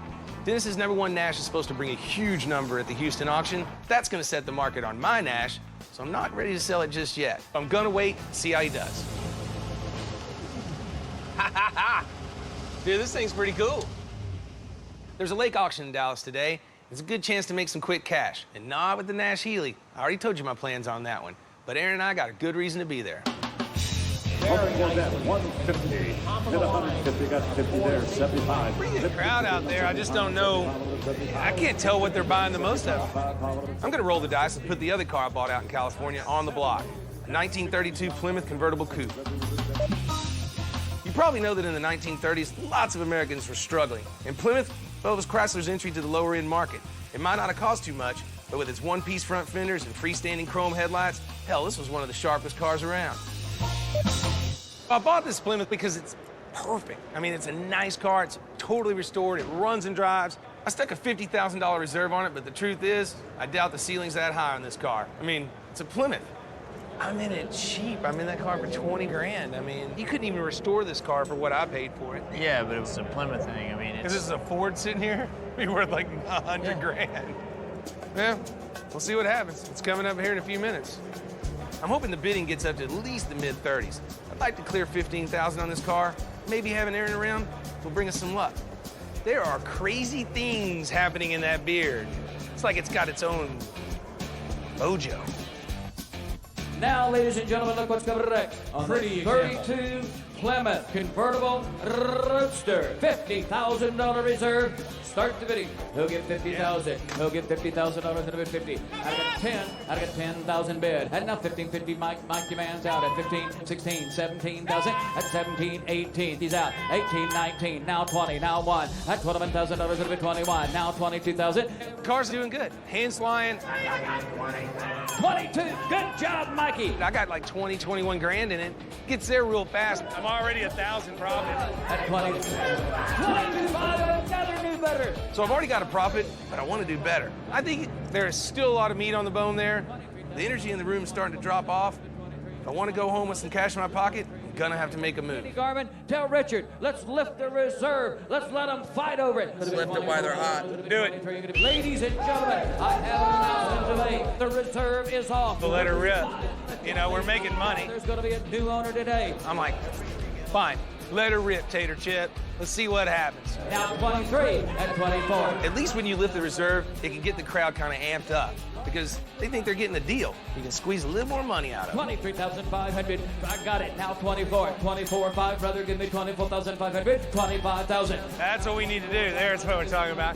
Now we're going. Be the winner. Be the winner. At 26, I got it. 26, 5. Drive it out. This is your last chance. 27. It's still too cheap. Still way too cheap. I'll stop you. I'd actually buy this car at that price.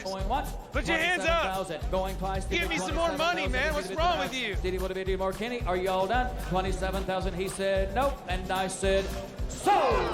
26,500. Give him a big round of applause, ladies and gentlemen. So I ended up clearing only about 6,500. That's not even half of what I was hoping for on this car. Should have brought a lot more, man. A lot more. I hear that song a lot. Right now, Aaron and I need to pick me up. We need to get the hell out of town. And I know just the way for the two of us to drown our sorrows. About this Bronco for a while. I didn't remember the guy that bought the Bronco from us for his restaurant, Twin Peaks, has all the good-looking chicks. He called us up and said, hey, how would you guys like to be the official judges for our national bikini contest for all of our restaurants? We'll fly you guys up in our private jet. Freaking crazy. Woo! Here we are. We're high. 5,000 feet to be exact. That's right. We're in Denver, Colorado. This is the Bronco we built. He's been driving it around the country and showing it off at all his restaurants. Hey, think about it, Aaron. Do you want to go judge a bikini contest in Denver, Colorado and fly up on a private jet? Considering the humidity and heat back in Dallas, I'll say yeah. Oh, hell yeah. So here we are. There's 34 good-looking ladies going to go across the stage. Best case scenario, I got a 50-50 chance with all of them. Then I start talking, so that's going to knock me down another 50%. And then I'm probably going to be loaded the whole time, so that's going to knock me down another 50%. So there's that leaves at least 7. Yeah, like 7 or 8 girls that I. Oh my God. Coming up on Fast and Loud, Aaron learns how to drop it like it's hot. There you go. And Richard loses his cool. Okay, what's the deal? This thing was all put together last night. We had catastrophic failure. We'll get it done as fast as we can.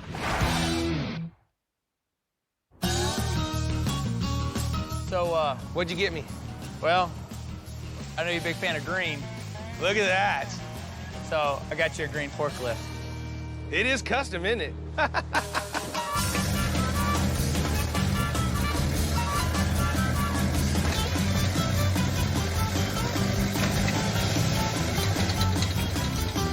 right, time to go to work.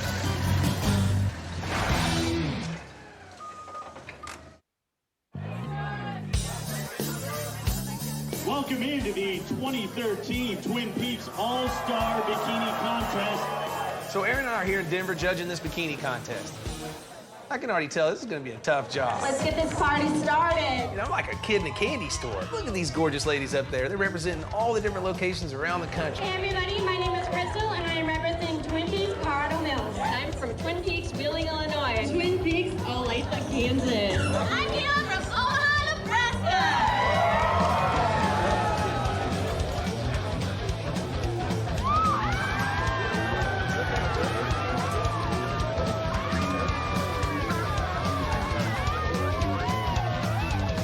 There are a lot of women coming and going on that stage. I want to make sure I give each one of them my full consideration. But at a certain point, it can get kind of overwhelming. I had to make notes.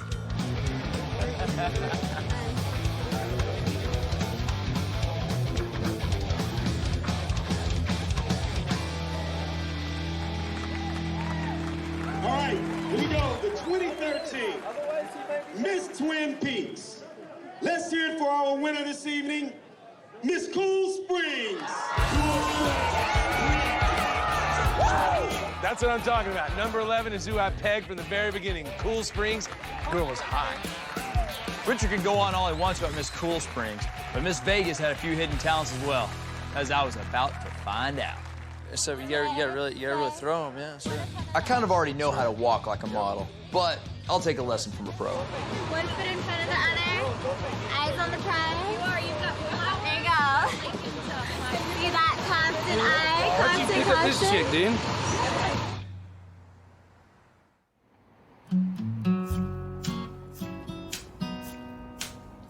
I somehow made it back to Dallas in one piece, sort of. But I'm a little concerned because Aaron didn't make the flight at all. So I'm gonna give him a call and see where the hell he's at. Hey, what's up, Trip? Aaron, what's up? No, I got a little delayed. I'm not gonna make it. Yeah, I'm sorry. Really? You know how delays go? See you. Bye. Let's go, girls. Yeah. Ow! Well, I guess it's up to good old Richard to save the day again. Aaron left me to run the garage.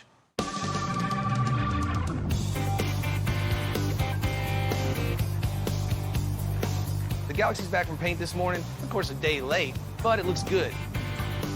Woo! He's red. It is red. Is that the factory color? That's what the code said.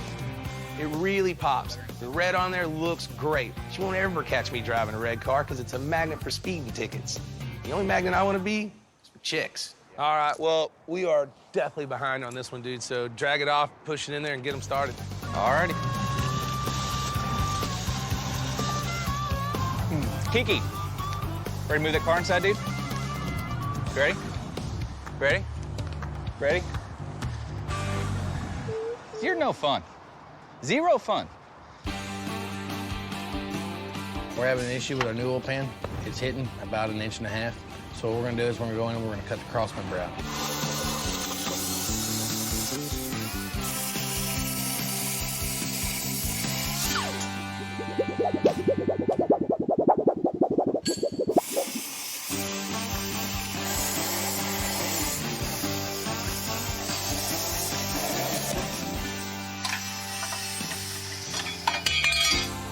With Aaron gone, I have to be the one making sure stuff's getting done. And believe me, there's a whole bunch of other things I'd rather be doing. Well, if it doesn't fit, I guess we're kind of screwed. Oh, what's going on, Richard? So what the hell's the deal? Why is everybody just staring at it? Well, we're about to set it in there and see if everything fits the way it's supposed to. Are you worried about losing any of our structure with cutting out that cross member? No, I already replated it all back together. It should be just fine. What I need to see by the end of the day is core support, radiator, front of the motor arm, motor mounts built, motor sitting in there waiting on a tranny. And we know then that basically everything fits and all we have to size up is our drive shaft. Yep.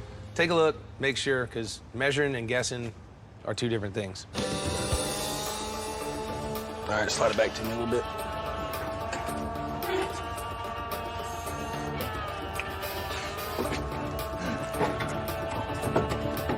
All right, come down. All right. Right there. I'm kind of relieved the motor fit after I cut the cross member. But we're not out of the woods yet. I still have to make the headers fit, and I have to make sure the whole front half of the motor's gonna fit with the core support in. That's the hardest parts. I can cut anything out and make it sit down inside there. Now I just gotta make everything that goes on it fit in that little bitty hole. Now I also have to cut out the drain plug and move it to the front of the pan so you can actually change the oil in the car without having to pull the motor out. Richard told us if we had the front half of the motor on it, the core support in it, that we could go home. We needed to pull the motor back out, but all of us are beat down tired, so we just left the motor in there so that way it looks like it's there and we can all go home. Let's pull it back out, because that's gonna break. No, I want to leave it sitting right there so that way when Richard walks in there, I can be like, hey. It's in. You know what I mean? We'll pull it out tomorrow and change the motor mounts and cut what we gotta cut.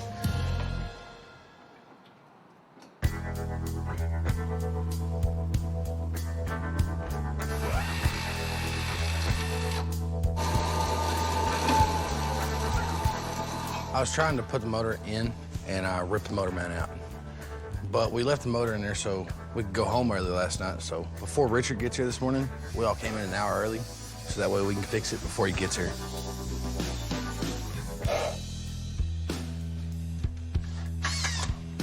Okay, what's the deal? This thing was all put together last night. We had catastrophic failure. We had a motor mount break on us, and it wasn't supposed to. This is not what I was hoping to hear, because when I left last night, the motor was in, and now it's not. Aaron's supposed to be here, and he's not. We're almost ready to start assembling the front of this thing again. Man, I didn't think this thing was coming back apart. Time, man, I'm running out of time. We'll get it done as fast as we can. I kind of need it faster than that. Okay. I'm not kidding. I'm screwed here. Between the Galaxy and Nash, I got over 50 grand tied up. I got to get this thing out the door fast, and the guys, they're not helping me at all. This has been an interesting week here at Gas Monkey, and if by interesting you mean crappy, well, you nailed it. I mean, my lead mechanic is AWOL in Denver. Will Aaron ever show up? Will I ever get the Galaxy done? Will I ever get my money back? Just tune in next week. Hell, by then I might have fired everyone. You hear that? You could all be fired. Where's the beer assistant? Beer assistant! I took a ride in this car once. You think it's all a big joke. Neuralizer? Did you get neuralized? Was it neuralizer? Like, you don't know when that happens. It's like 1 minute you're sitting there fishing. Next thing you know, you got like this in your throat and your feet, you can't pull them together, and the light. The beautiful light. Tom.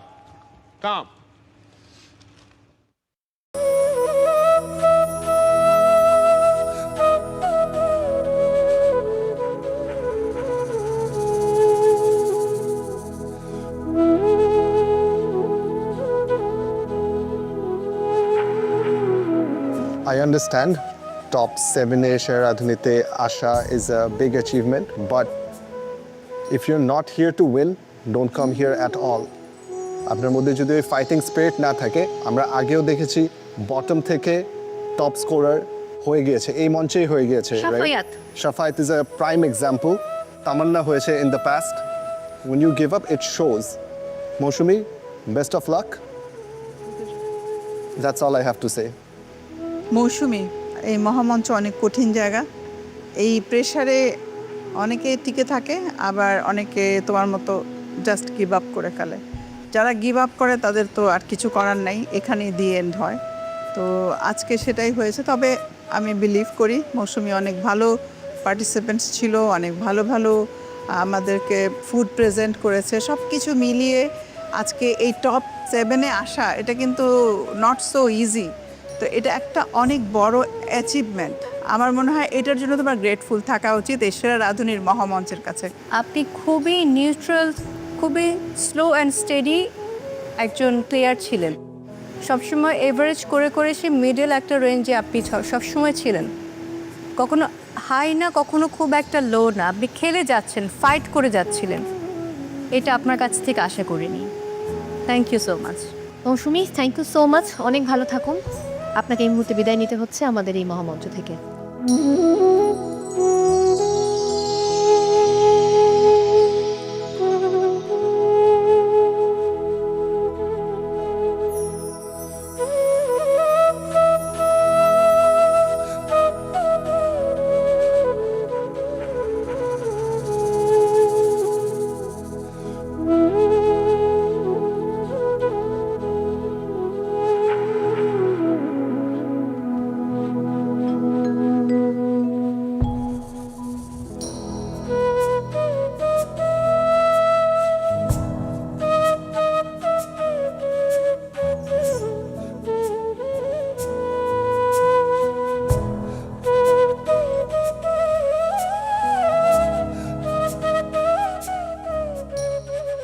দর্শক, প্রতিযোগিতার নিয়ম অনুযায়ী আরও একজন participant বিদায় নিলেন এই মহামঞ্চ থেকে, এবং আমরা পেয়ে গেলাম আমাদের টপ 6 পার্টিসিপেন্টসকে। কংগ্রাচুলেশনস।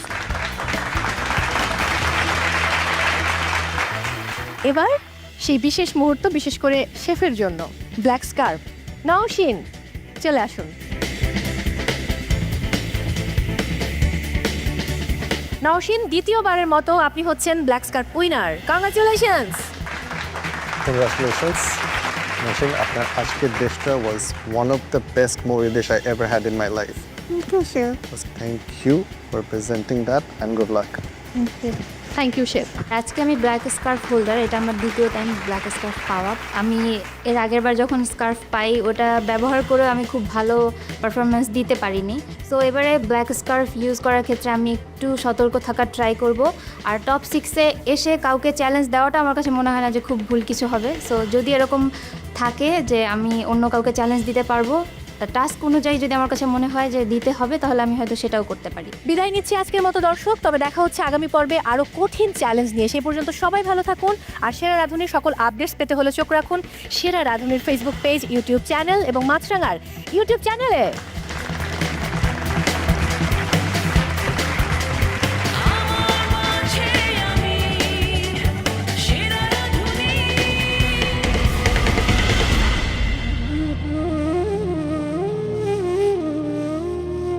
বাচ্চার প্রেশারে অ্যাকচুয়ালি এখানে আসা আমার নিজের স্বপ্ন থেকেও আমি বেশি বলবো যে আমার বাচ্চার স্বপ্ন পূরণের জন্যই আমার এখানে আসা ছিল। বাচ্চা আমাকে জোর করে পাঠায় যে তোমাকে যেতে হবে প্রোগ্রামটাতে, তোমাকে ওখানে যে তোমাকে নিজের একটা জায়গা তৈরি করতে হবে। আমি খুবই প্লিজড এখানে এসে, আর আজকে যেহেতু যাচ্ছি এটা আমি নিজের ফল্টের কারণে যাচ্ছি।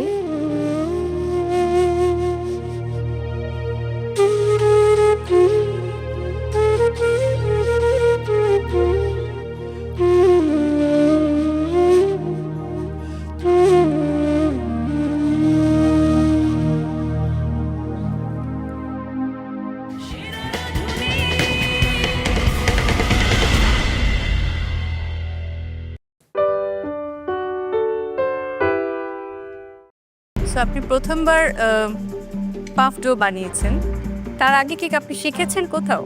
আমাদেরকে মেন্টর ক্লাস করেছিলেন, নাতাশা ম্যাম আমাদেরকে শিখিয়েছিলেন। আচ্ছা, ওই ক্লাসে ম্যাম যেভাবে শিখিয়েছেন ওইটাই আমি ফলো করেছি আজকে।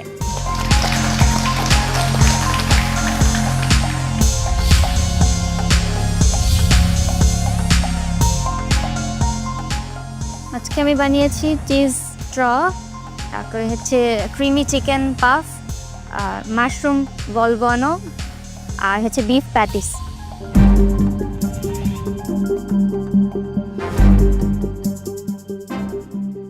আজকে আমরা যখন ট্রিট দিলাম আপনাদেরকে, আপনার কেমন লাগলো? ট্রিট পেতে তো ভালোই লাগে, কিন্তু পরে যেটা হলো ওইটা বেশি সারপ্রাইজিং ছিল। ট্রিট পেয়ে সারপ্রাইজিং ছিল না, ট্রিটটা পেতে ভালো লেগেছে, তারপরে যখন এটাই আমাদেরকে আবার বানানোর চ্যালেঞ্জ দেওয়া হলো ওটা বেশি সারপ্রাইজিং ছিল। আচ্ছা, সো আপনি প্রথমবার পাফ ডো বানিয়েছেন, তার আগে কি আপনি শিখেছেন কোথাও? আমাদেরকে মেন্টর ক্লাস করেছিলেন, নাতাশা ম্যাম আমাদেরকে শিখিয়েছিলেন। আচ্ছা, ওই ক্লাসে ম্যাম যেভাবে শিখিয়েছেন ওইটাই আমি ফলো করেছি আজকে। ভালো ট্রাই করেছেন, আমার কাছে খেতে খুব ভালো লেগেছে, এক্সেপ্ট দিস ওয়ান। চিজ স্ট্রটা ছাড়া আমার কাছে beef patties, chicken and mushroom এগুলোর খেতে ভালো লেগেছে, ক্রিস্পি ছিল, আর ভিতরের ফিলিংটা আমার কাছে খুব ভালো লেগেছে। Thank you. And mentors Nadia, Natasha, অনেক অনেক ধন্যবাদ, আপনি শিখিয়েছেন, আপনার স্টুডেন্ট ভালো করেছে। নসিং, আমি কমপ্লিটলি পূর্ণিমা ম্যামের সাথে এগ্রি করি। আপনার আজকে 4টা ডিশের মধ্যে the cheese straw, I felt এটা স্লাইটলি ল্যাকিং ইন ফ্লেভার, এটাতে আপনি আরও অ্যাডিশনাল ফ্লেভার্স দিতে পারতেন। It's just the puff dough and the cheese. বাকি 3টা যে করেছেন, বিফ প্যাটিস, দ্য বলিভো and the chicken puff, excellent হয়েছে। ফিলিংগুলো স্পেশালি, ফিলিংগুলো খেতে মজা। অ্যান্ড আমি যদি এই 4টার মধ্যে আমাকে বেস্ট পিক করতে হয়, আজকে আই থিঙ্ক আপনার বিফ প্যাটিসটা সবচেয়ে ভালো ছিল। অল্প সময়ের মধ্যে ফার্স্ট টাইম ট্রাই করেছেন, গুড জব, ভালো ছিল।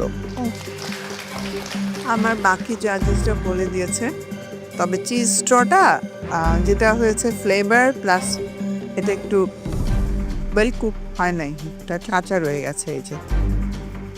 আর এছাড়া বাকিগুলো ঠিক ছিল। Thank you ma'am. এটা আরেকটু বেক হলে আমার মনে হয় এটা ক্রিস্পিনেস যেটা হয়, চিজ স্ট্র বলি আমরা, ক্রাঞ্চি ওই ভাবটা থাকতে পারে। আর এগুলোর ফিলিং সব কিছু মিলিয়ে ফ্লেভার ভালো ছিল বাকি তিনটা। Thank you ma'am. Thank you. কস্টিংটা আমরা ইউজুয়ালি কস্টিংয়ের মার্কটাই এন্টারপ্রাইজিং স্কিলসে থাকে। আপনার কস্টিংটা আমি দেখেছি, ইট ইজ পারফেক্ট, বাট আপনি এমনিও 10 মার্কস আজকে পাচ্ছেন আমাদের থেকে। Thank you. Thank you. Congratulations, Daoshim.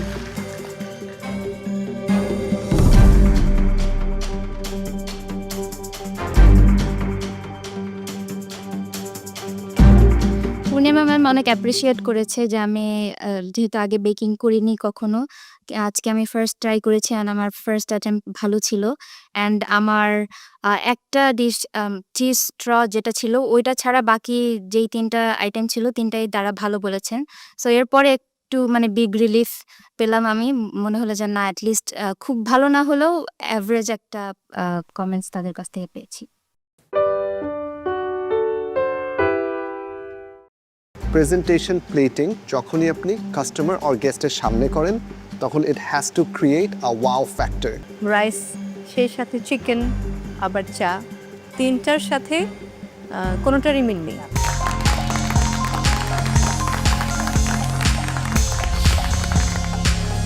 আমি বানিয়েছি সুইট লবঙ্গ রাইস অ্যান্ড লবঙ্গ চিকেন অ্যান্ড জিঞ্জার লবঙ্গ চা বানিয়েছি।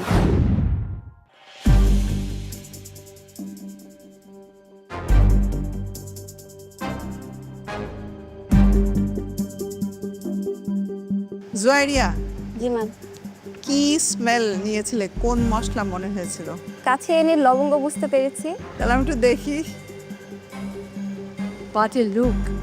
আজকের চ্যালেঞ্জের সবচেয়ে সহজ মশলা ছিল লবঙ্গ। জয়রিয়া, it is a sweet rice, but এটা এই চিকেনটার সাথে যাচ্ছে না। রাইসটা তো স্টিল কাঁচা, মানে এখনো চাল হয়ে আছে, প্রপারভাবে কুক হয়নি।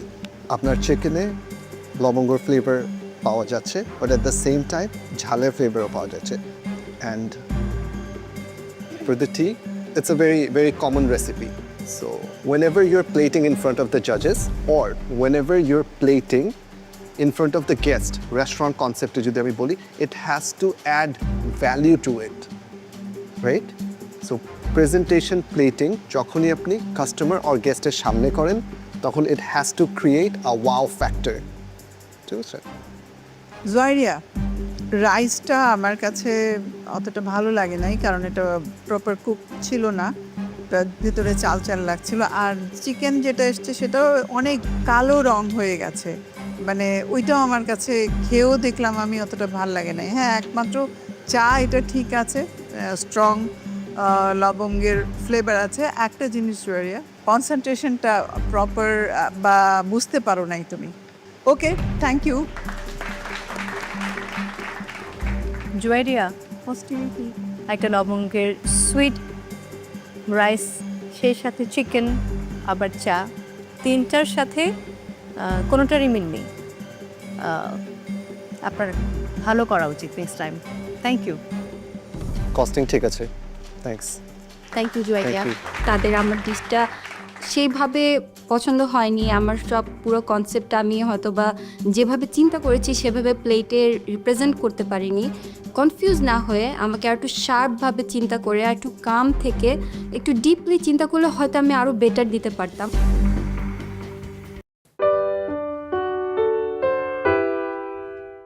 আমি অনেক সময় ভেঙে পড়তে গিয়েও ভেঙে পড়তে পারিনি, এটার বড় কারণ কিন্তু আমার 2 ভাই। যেভাবে আমাদেরকে বিভিন্ন সময় বিভিন্নভাবে পরামর্শ দেয় পরিবারের সবাইকে, এবং আশেপাশে যারা আছে প্রত্যেককে যেভাবে ভালোবাসে সেই ভালোবাসাতেই সবাইকে বেঁধে রাখুক। সবাই ন্যান্সির জন্য এবং আমাদের পরিবারের সকলের জন্য দোয়া করবেন। ন্যান্সি আমার ছোট বোন, ভাই বোনের সম্পর্ক তো সবসময় অন্যরকম, আলাদা করে বলার কিছু নাই। তবুও যদি বলি সেটা হচ্ছে আমরা পিঠাপিঠি ভাই বোন, আর 3 ভাই বোনের মধ্যে ছোট ভাইটা অনেক ছোট। পিঠাপিঠি ভাই বোন মতে আমাদের মাঝে যেরকম সূক্ষ্মতা বেশি, সেরকম মান অভিমানও বেশি।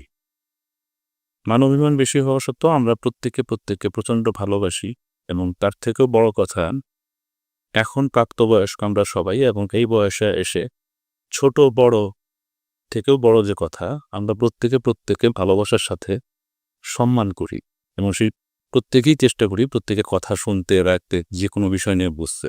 শিল্পী ন্যান্সি তো নিঃসন্দেহে বলার কিছু নাই, শিল্পিনী সবাই বলবে।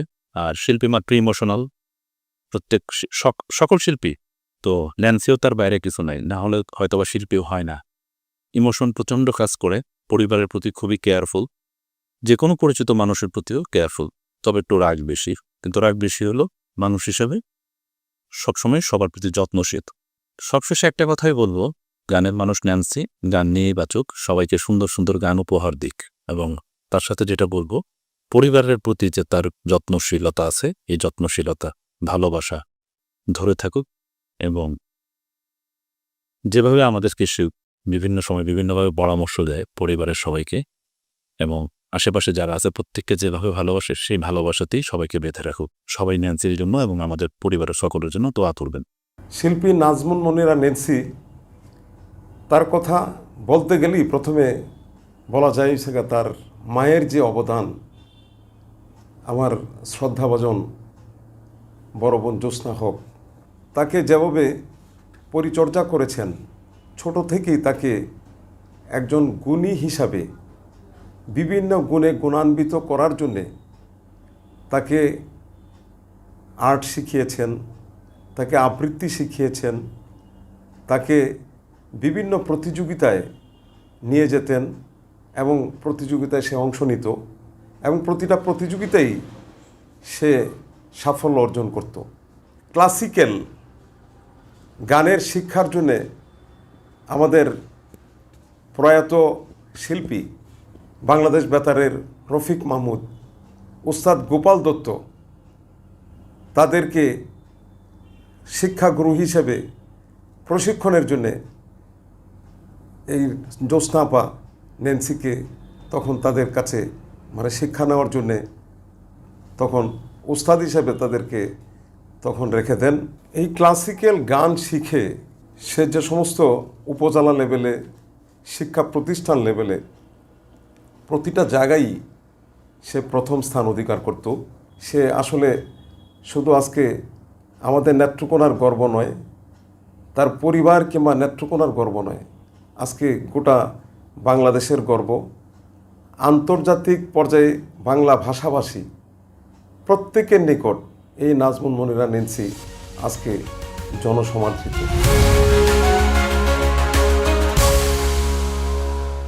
সত্যি পরিবার থেকে আপনার কিছু নাই, আসলে কেমন লাগলো, কি বলবেন? ভীষণ ভালো, ভীষণ ভালো। মানে আমাদের হয়েছে কি, আমার মেহেদির বিয়ের অনুষ্ঠানে ওই সময় ওই ছবিগুলো যদিও আমরা চাইনি বাইরে যাক, তারপর কিভাবে যেন অনেক ছবি বাইরে চলে এসেছে।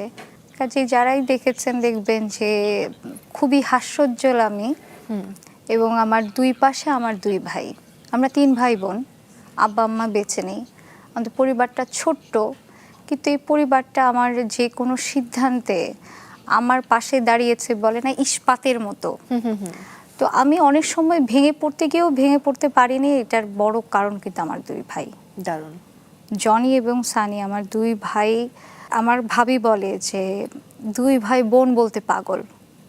সত্যি, মানে আমি কিছু বলি বা আমার কোনো একটা কষ্ট হচ্ছে, আমার ভাইদের কষ্টে আমি যতটুকু না যাই, আমার মনে হয় যে আমার কষ্ট ওরা তার চাইতে অনেক বেশি আসে। আর আমাদের ছোট পরিবার, তো আমরা আসলে একসাথে, আমাদের মনে হয় যে আমাদের একসাথে মিলে ঝিলেই থাকাটাই উত্তম, এবং আমরা আলাদা হয়ে চলবো কখনো, সেটা আমরা কখনো ভাবতে পারিনি, কখনো আমাদের ভাবনায় আসেও না। এবং আমার কপাল ভালো যে আমার যে ভাবি, উনি এত নাইস একজন মানুষ আমাদের পরিবারের সাথে যুক্ত হয়েছেন বিগত 14 বছর ধরে। কারণ হয় কি, যে পরিবারে যখন নতুন কোনো সদস্য যুক্ত হয়, সেই মানুষটা ভালো না হলে পরিবার ভেঙে যায়। ঠিক তাই। তো আমাদের পরিবারটা একসাথে থাকার এটা একটা বড় কারণ।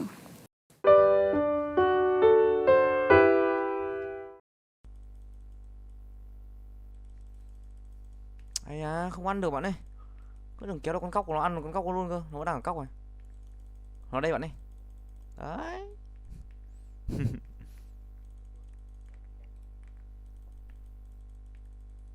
Vẫn cấp 1 ạ. Cày thế.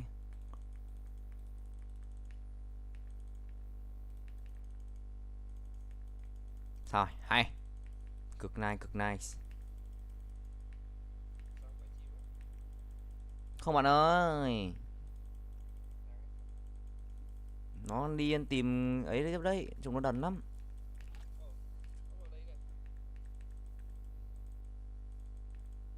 Thế là bảo nó đần lắm mà ăn. Kiểu gì đi mãi chim tìm tiếp. Breeze cực stupid ý.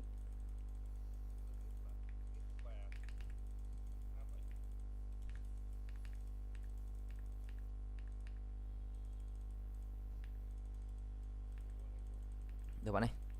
Không phải lắp bạn ơi. Không phải bạn ơi, không phải bạn ơi, không phải bạn ơi. Bạn cứ đi tiếp, bạn cứ đi tiếp đi. Nó ấy mà, nó giả vờ mà.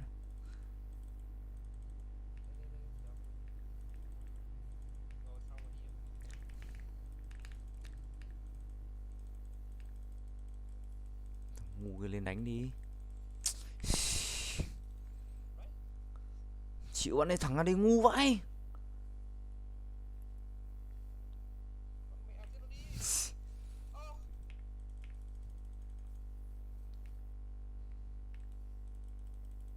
Không một tác dụng ạ.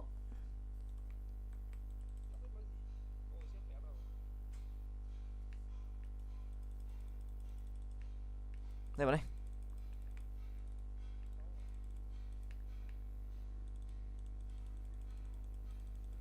Đánh mid đó bạn ơi, đổi mạng được.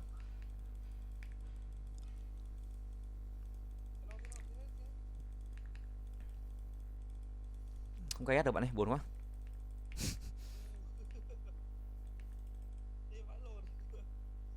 Chịu thằng đây làm gì? No use luôn mà.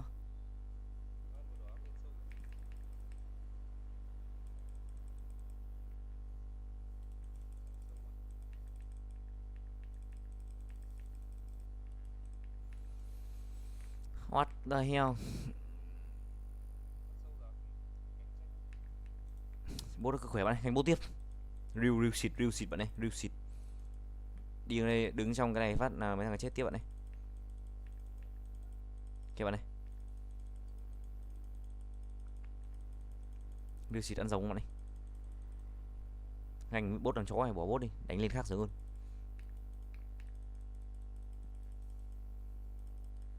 Ô. Đánh bắt tiếp bạn ơi. Mất đi chưa? Con đừng đánh tiếp bạn ơi, bốt nó lên.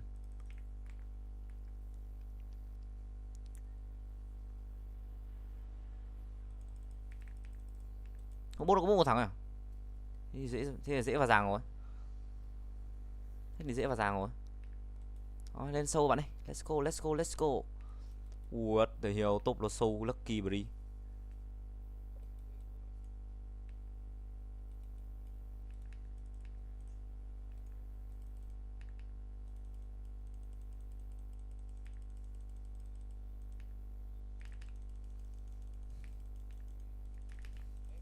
Đánh đi.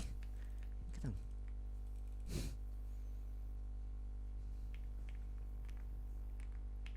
đần điên ạ.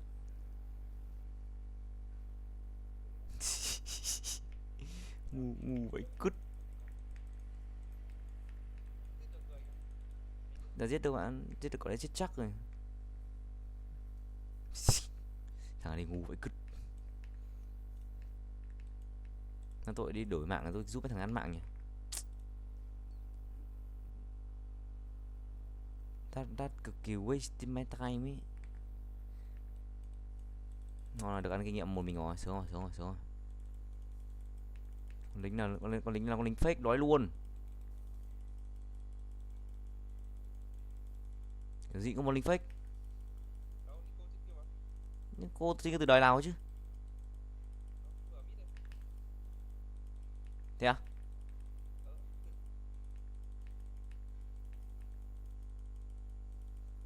Lìa lính.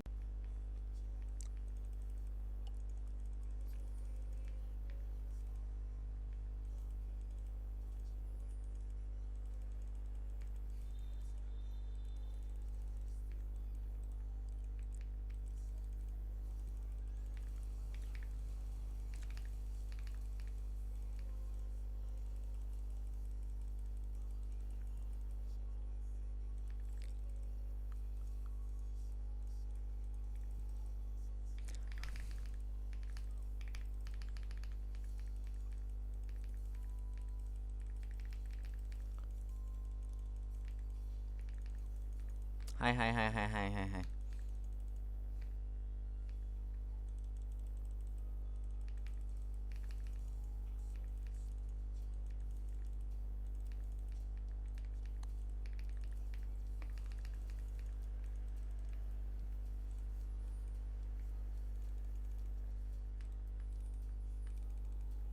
Ủa kìa.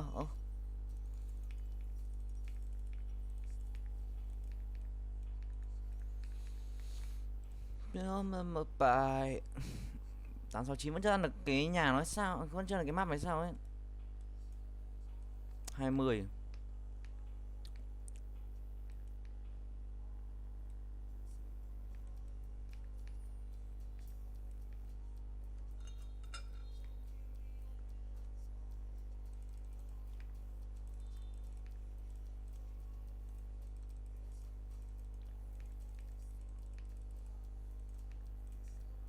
What?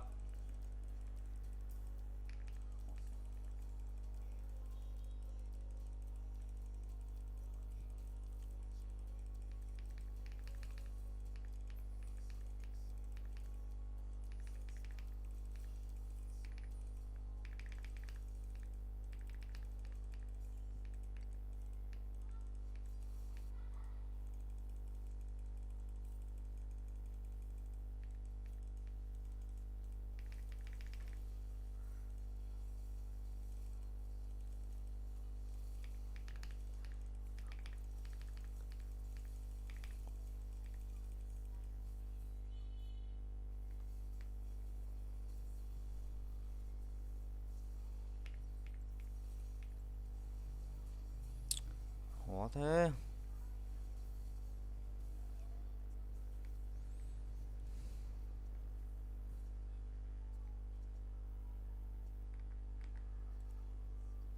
Thằng đi khỏe thế.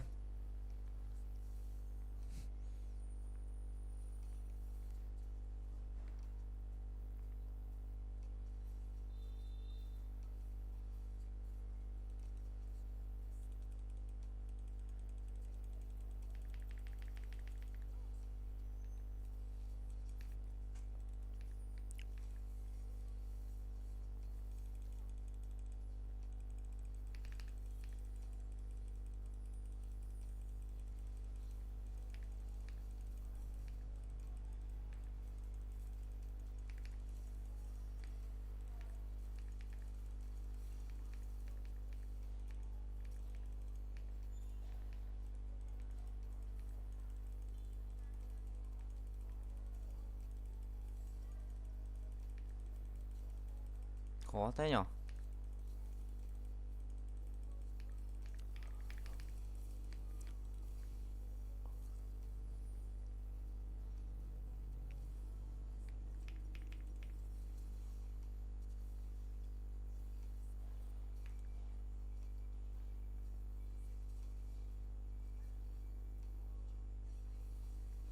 Khỏe điên.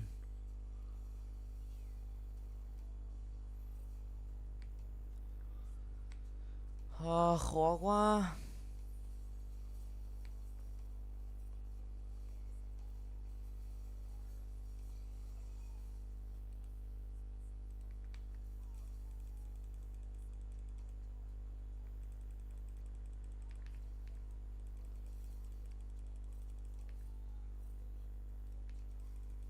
Khỏe điên ạ.